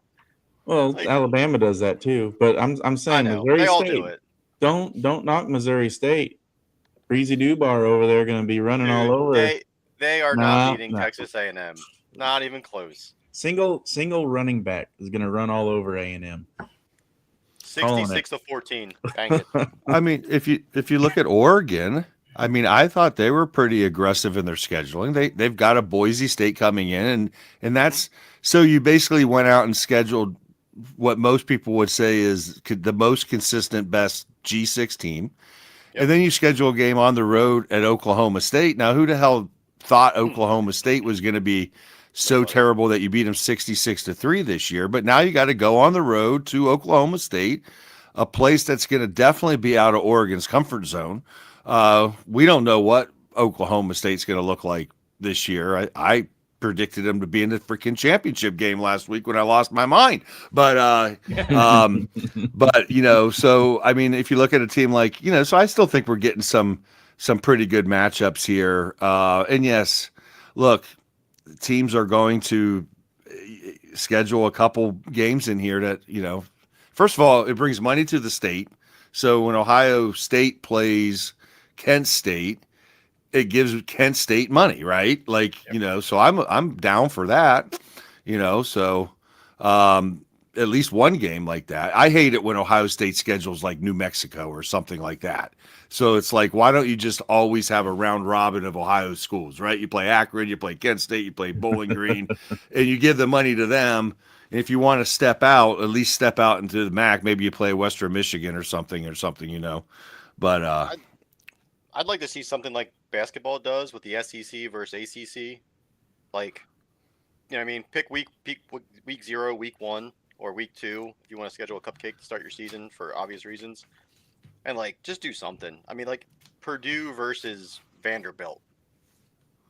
You know what I mean? Get some big conference games back and forth so we can actually say which conference is better top to bottom. Because when you're playing just nothing but each other, it's kind of hard to gauge that until bowl season happens. And then the SEC, who's big and bad, has 2 teams that are good and make the playoff, and everybody else loses to other conferences.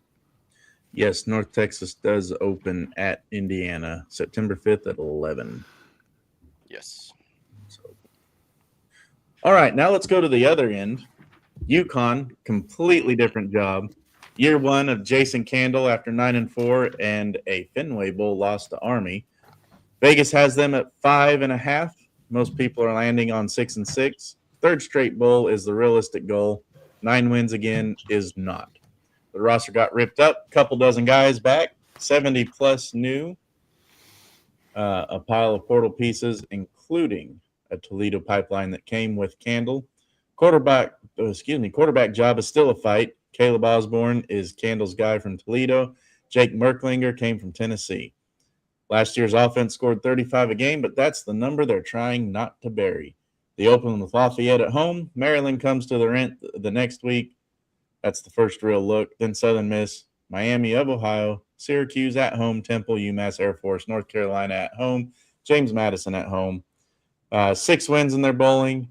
The wins they're supposed to get are Lafayette, UMass, Temple, and Southern Miss. And you have Maryland, Syracuse, UNC, James Madison decide if it's a nice year 1 or a slog. So real quick, bowl team or 5-7 transition year or even worse year, and then which game on that schedule tells you who Candle's UConn squad is going to be. Let's go with Nick first. Yeah, I think they could be a bowl team. Their strength of schedule is bottom 10 nationally. So, I mean, they got that going for them. I think which game tells me who's Candle, what kind of UConn team they have.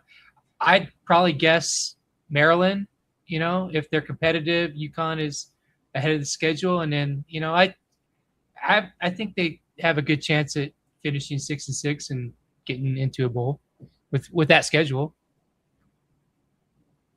I kind of agree with what Nick said. I think for me, the the game that's going to see how he does as coach there is going to be the Syracuse game, because Syracuse started off on fire until Steve Angeli got hurt, and once he got hurt, the whole season fell apart, and he's back this year.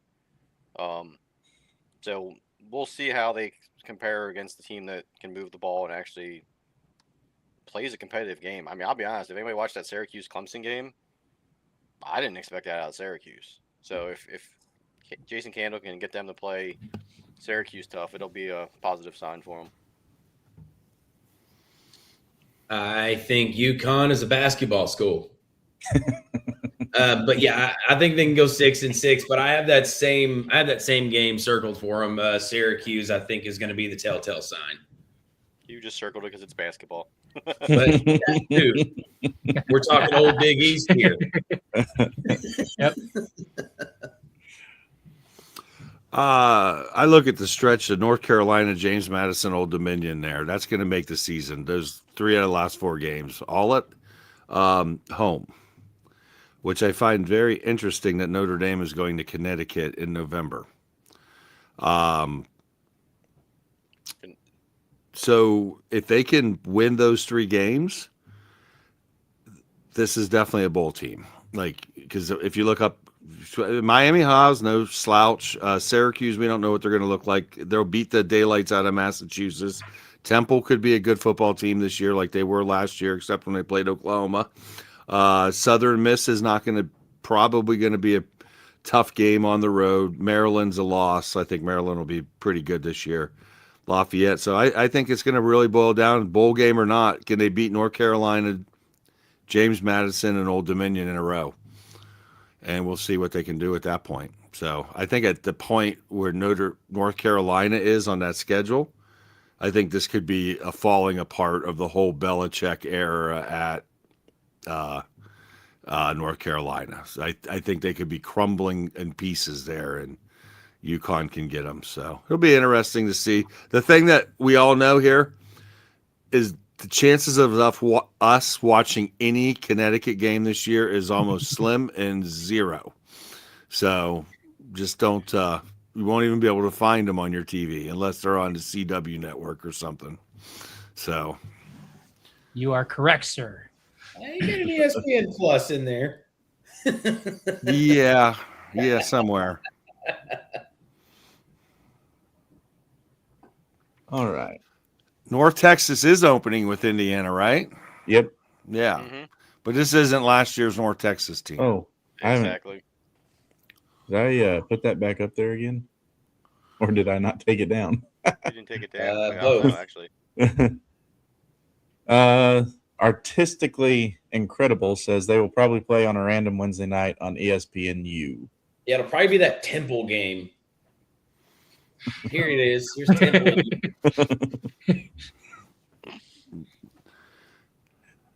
Joe, Dan Hurley is the basketball coach at UConn. Yep. I mean, he could probably set the culture for their football team.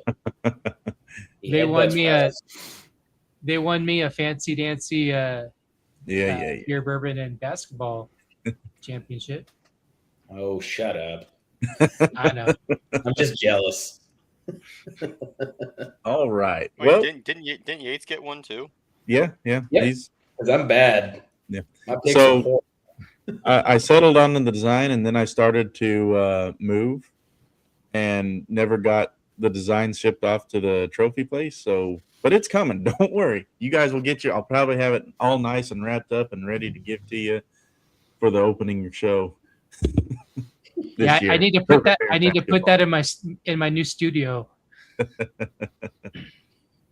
All right. Well, we have our inaugural College Football Roundtable preseason top 25. We're going to be giving you guys this every week. What we did was all of the contributors to the College Football Roundtable over the last couple of years that wanted to join in on this. They sent me their top 25. I put it all in a point system and threw it on a graphic. So here it is. The College Football Roundtable's preseason top 25 has Ohio State, Indiana, Oregon, and Notre Dame as your top 4. Fellas, what stands out to you here? And you feel comfortable about us as a group and our top 25? Let's start with Nick. Roll around the table real quick. Yeah, I mean, I'm a Boise State homer, and I think 20 is way too high for them. I think I had him probably right around in between 26 and 30. So that stands out to me. But the other thing too is the 4 there. That's kind of right in our wheelhouse, what we've been talking about tonight. Those 4 seem about right. The top 4, actually, the top 5, 6, to me, look about right. Is it concern anyone that the SEC didn't get in the top 4?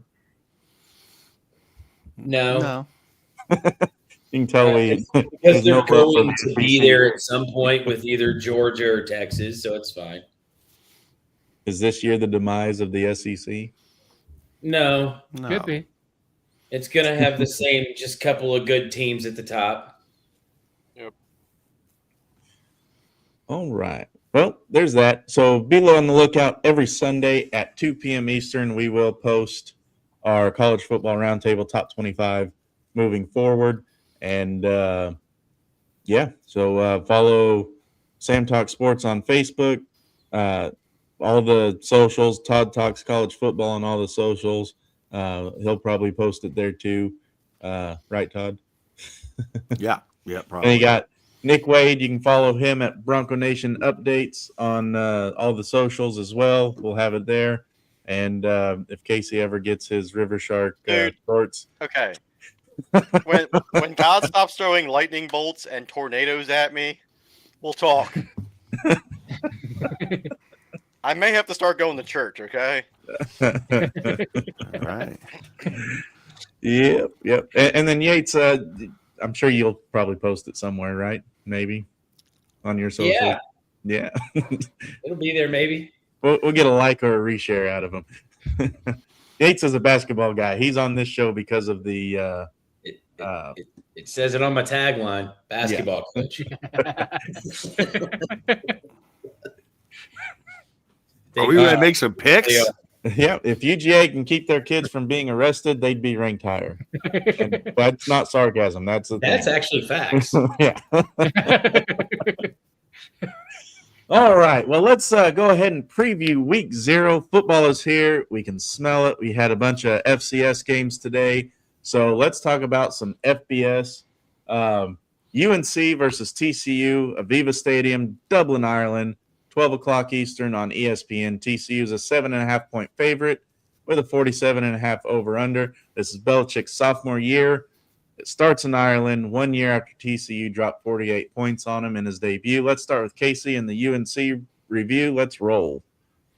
I'm actually going to go with North Carolina over TCU for one very simple reason.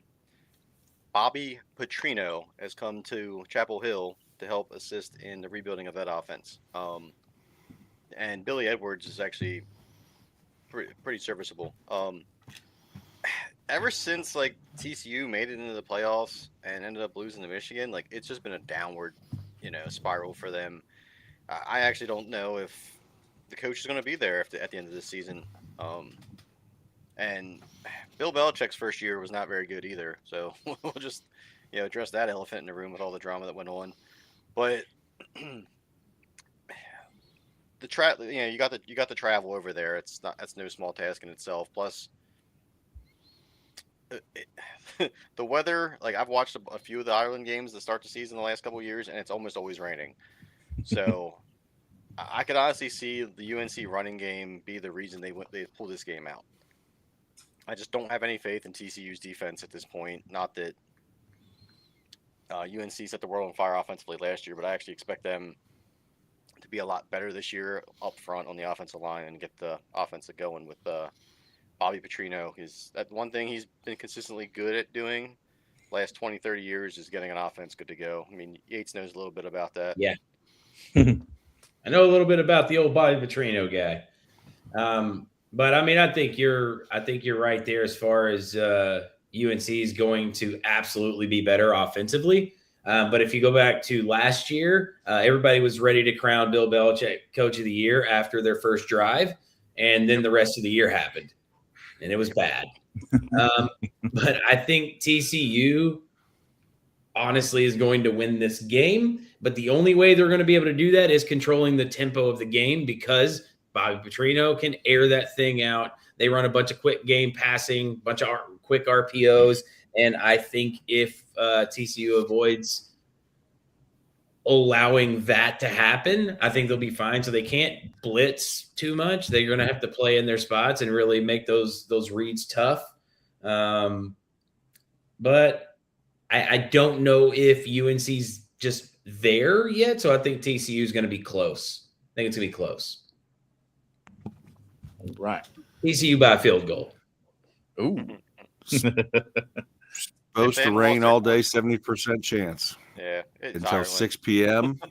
Yep, but 6 p.m. would be kickoff time, I think, in Ireland. I think they're about 6 hours ahead of us. Yeah. So, Run the damn ball.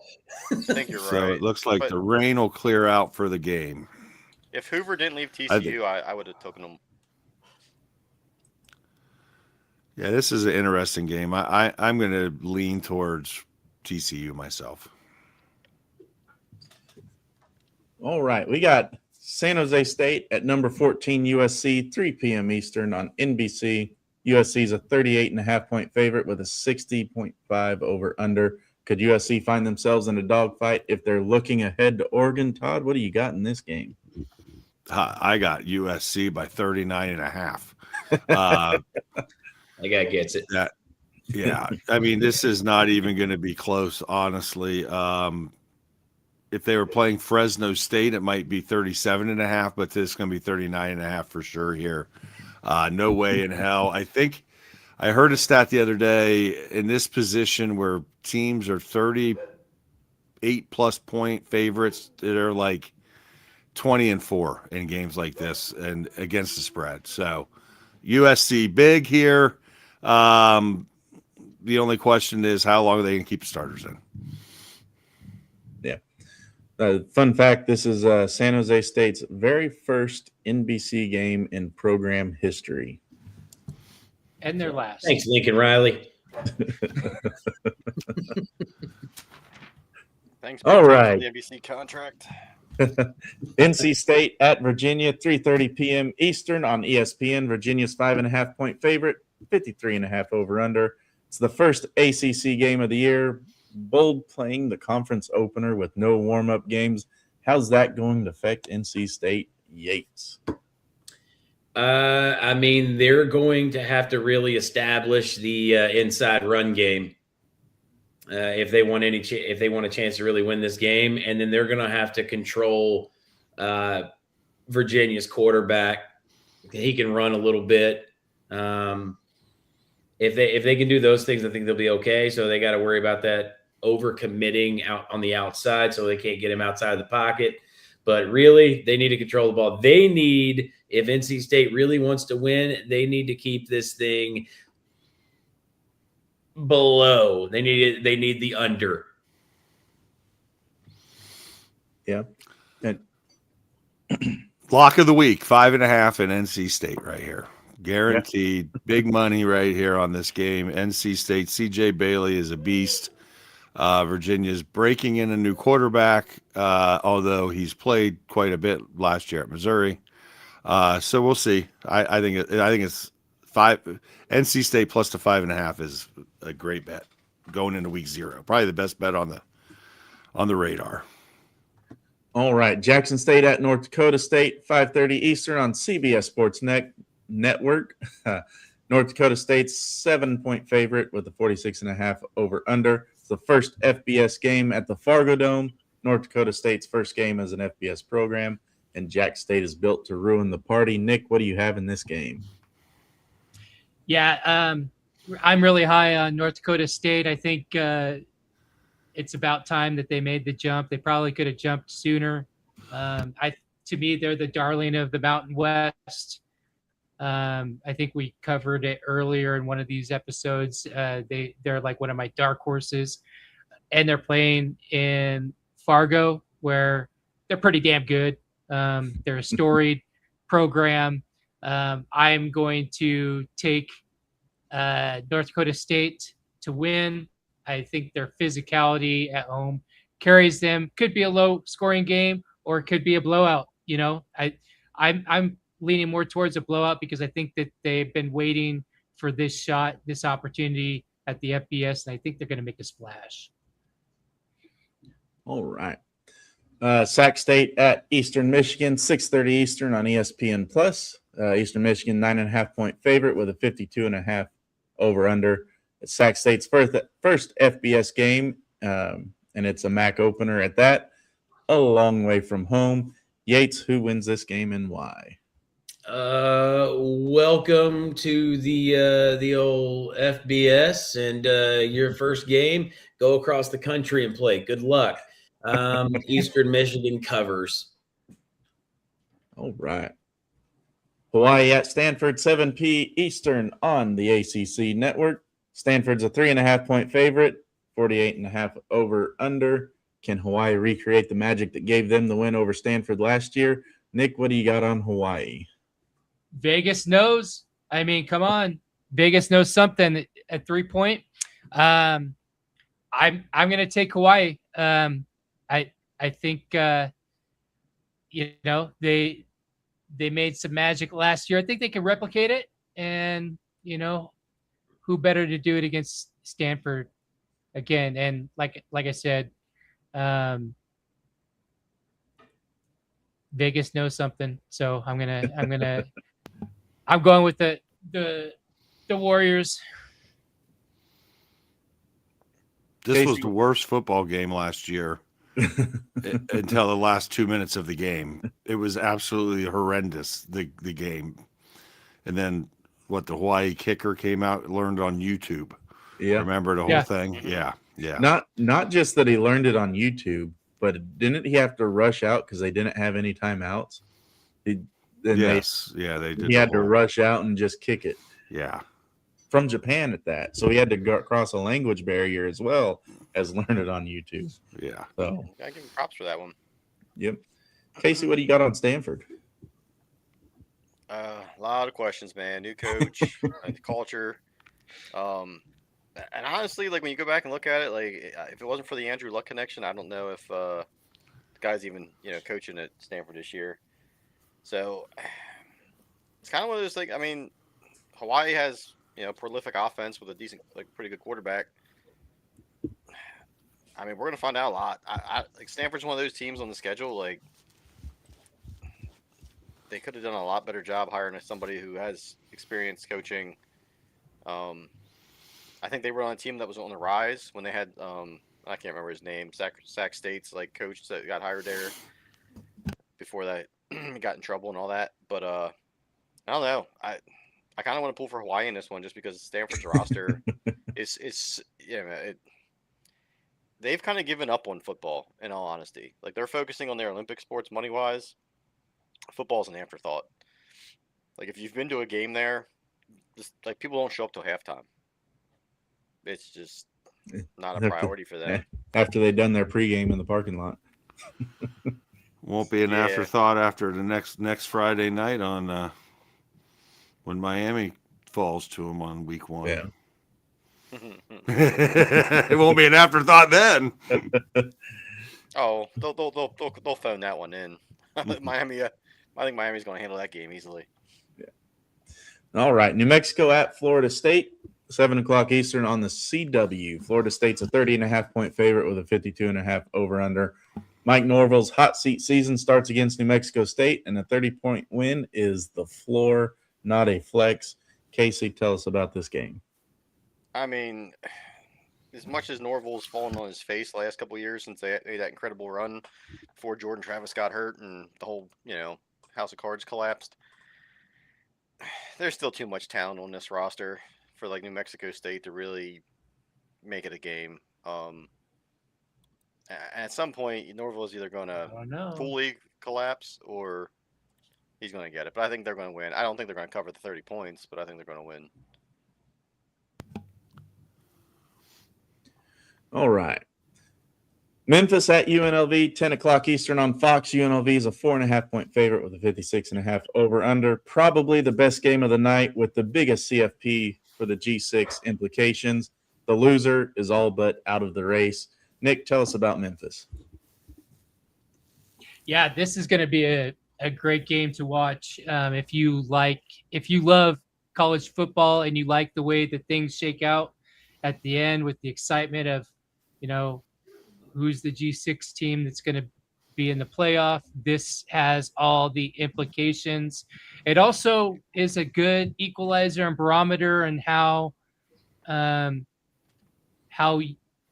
the former Mountain West Boise State Broncos line up with the current Mountain West UNLV Rebels, because they share a common opponent with Memphis. I'm biased here because I think that Boise State's going to win Memphis, and I think a Memphis win over UNLV, which I think is probably part of the upper echelon of the G6 teams. I think that helps Boise State. So I'm going with Memphis for the with the offense. I think that their offense will travel, and I think we talked about this with UNLV. They have two quarterbacks, so therefore they don't have a quarterback. And so until they figure that one out, they're leaning heavily on one running back, and that running back's not Ashton Genty. So I'm going with Memphis here to win on the road. All right. Not so fast, my friend. Wait, yeah, I was gonna say, hold on a second here. Not so fast, my Does friend. Memphis have a quarterback? No, For sure? they don't. And they got their coaching staff purged because they're in Arkansas. We're gonna win some games. That's why I started out that I'm biased on this one. Memphis goes and they spend too much of the night out and in the casinos to show up in that 1,000-degree weather. UNLV covers. What does your title say right there? That's right. Basketball coach. Basketball coach. And I'm looking for points. Nick, I think we could poll a prostitute off the street of Las Vegas, and she'd still choose a UNLV. Probably. Yeah, if you go around, you pick up the cards, and you ask Diamond that's on the card, she'll know. Yep. I'm wondering if the 49ers owner's over there too. Oh, guaranteed. Probably. Yes. No, he's in the trailer park. I think this is a much bigger game for Memphis, though. If they lose this game, they're out of the playoff hunt because they've still got Boise State on the schedule. They still got East Carolina. They've still got Navy. They're at South Florida. This is a must-win game for Memphis, but not necessarily for UNLV because UNLV loses this game, they still can go 11-1. So I got UNLV winning this football game, mostly because it's at home in the Death Star there in Vegas. And I think it'll be a very fun game to watch, though. But who knows? If Jackson Arnold's starting a quarterback, we could all be watching, another performance of where he's running for his life because Memphis's defensive line is good. So, yeah. All right, we're going to do a quick lightning round here. 10-second answers. Make it quick. Make it snappy. We're just going to – each answer, we're going to start with Nick, work around the board. SEC champion, and go. Georgia. Dogs. Oklahoma. Oh, Big Ten champion. Oregon. Ohio State. Hoosiers. I'm going to go Ohio State because the helmet's sitting next to me. That's probably the conference that everyone's had different picks on. I don't think we've had everybody have a different pick on a conference champion yet. That's kind of crazy. I like it. All right. Arkansas, how many wins? I'll go with 4. That's for you, Johnny. 4 as well. 4. I'm going to go with 3. All right. I get And it. Notre Dame, over or under 11.5 wins? I'm going to Under. go over. I'm going to go over. Under. Ooh. Under. All right. And Yukon Bowl or no bowl? Bowl. No bowl. They're going bowling, baby. Yeah, I'm gonna give them 6 wins for sure there. All right. All right. Last question. 1 week 0 pick you want on your record and why? I want Memphis to win so I can, do a little bit of razz and rage Somebody told bait you so, these guys. So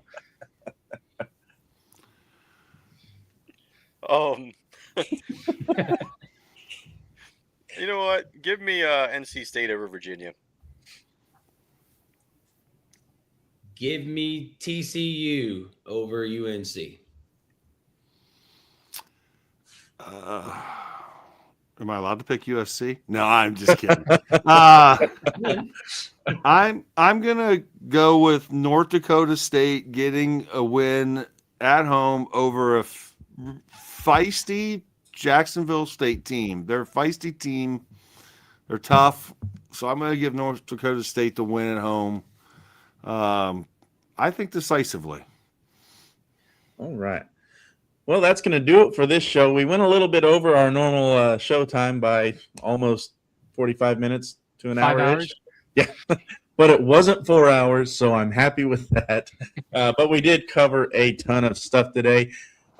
Week 0 starts Saturday. Keep an eye out for us Saturday morning, or for me, for sure. I'm going to try and do it on TikTok, but TikTok's kind of being weird. So if not, I'll look for it on my Facebook pages and stuff. I am going to go live, calling it the Saturday Morning Tailgate Live. We're just going to hang around, talk college football. That's all we're going to do. We're going to write down hot takes. Anybody can join in on the live, either through comments. I'll bring people up on screen if I can get TikTok to do everything. But it's going to be a fun show.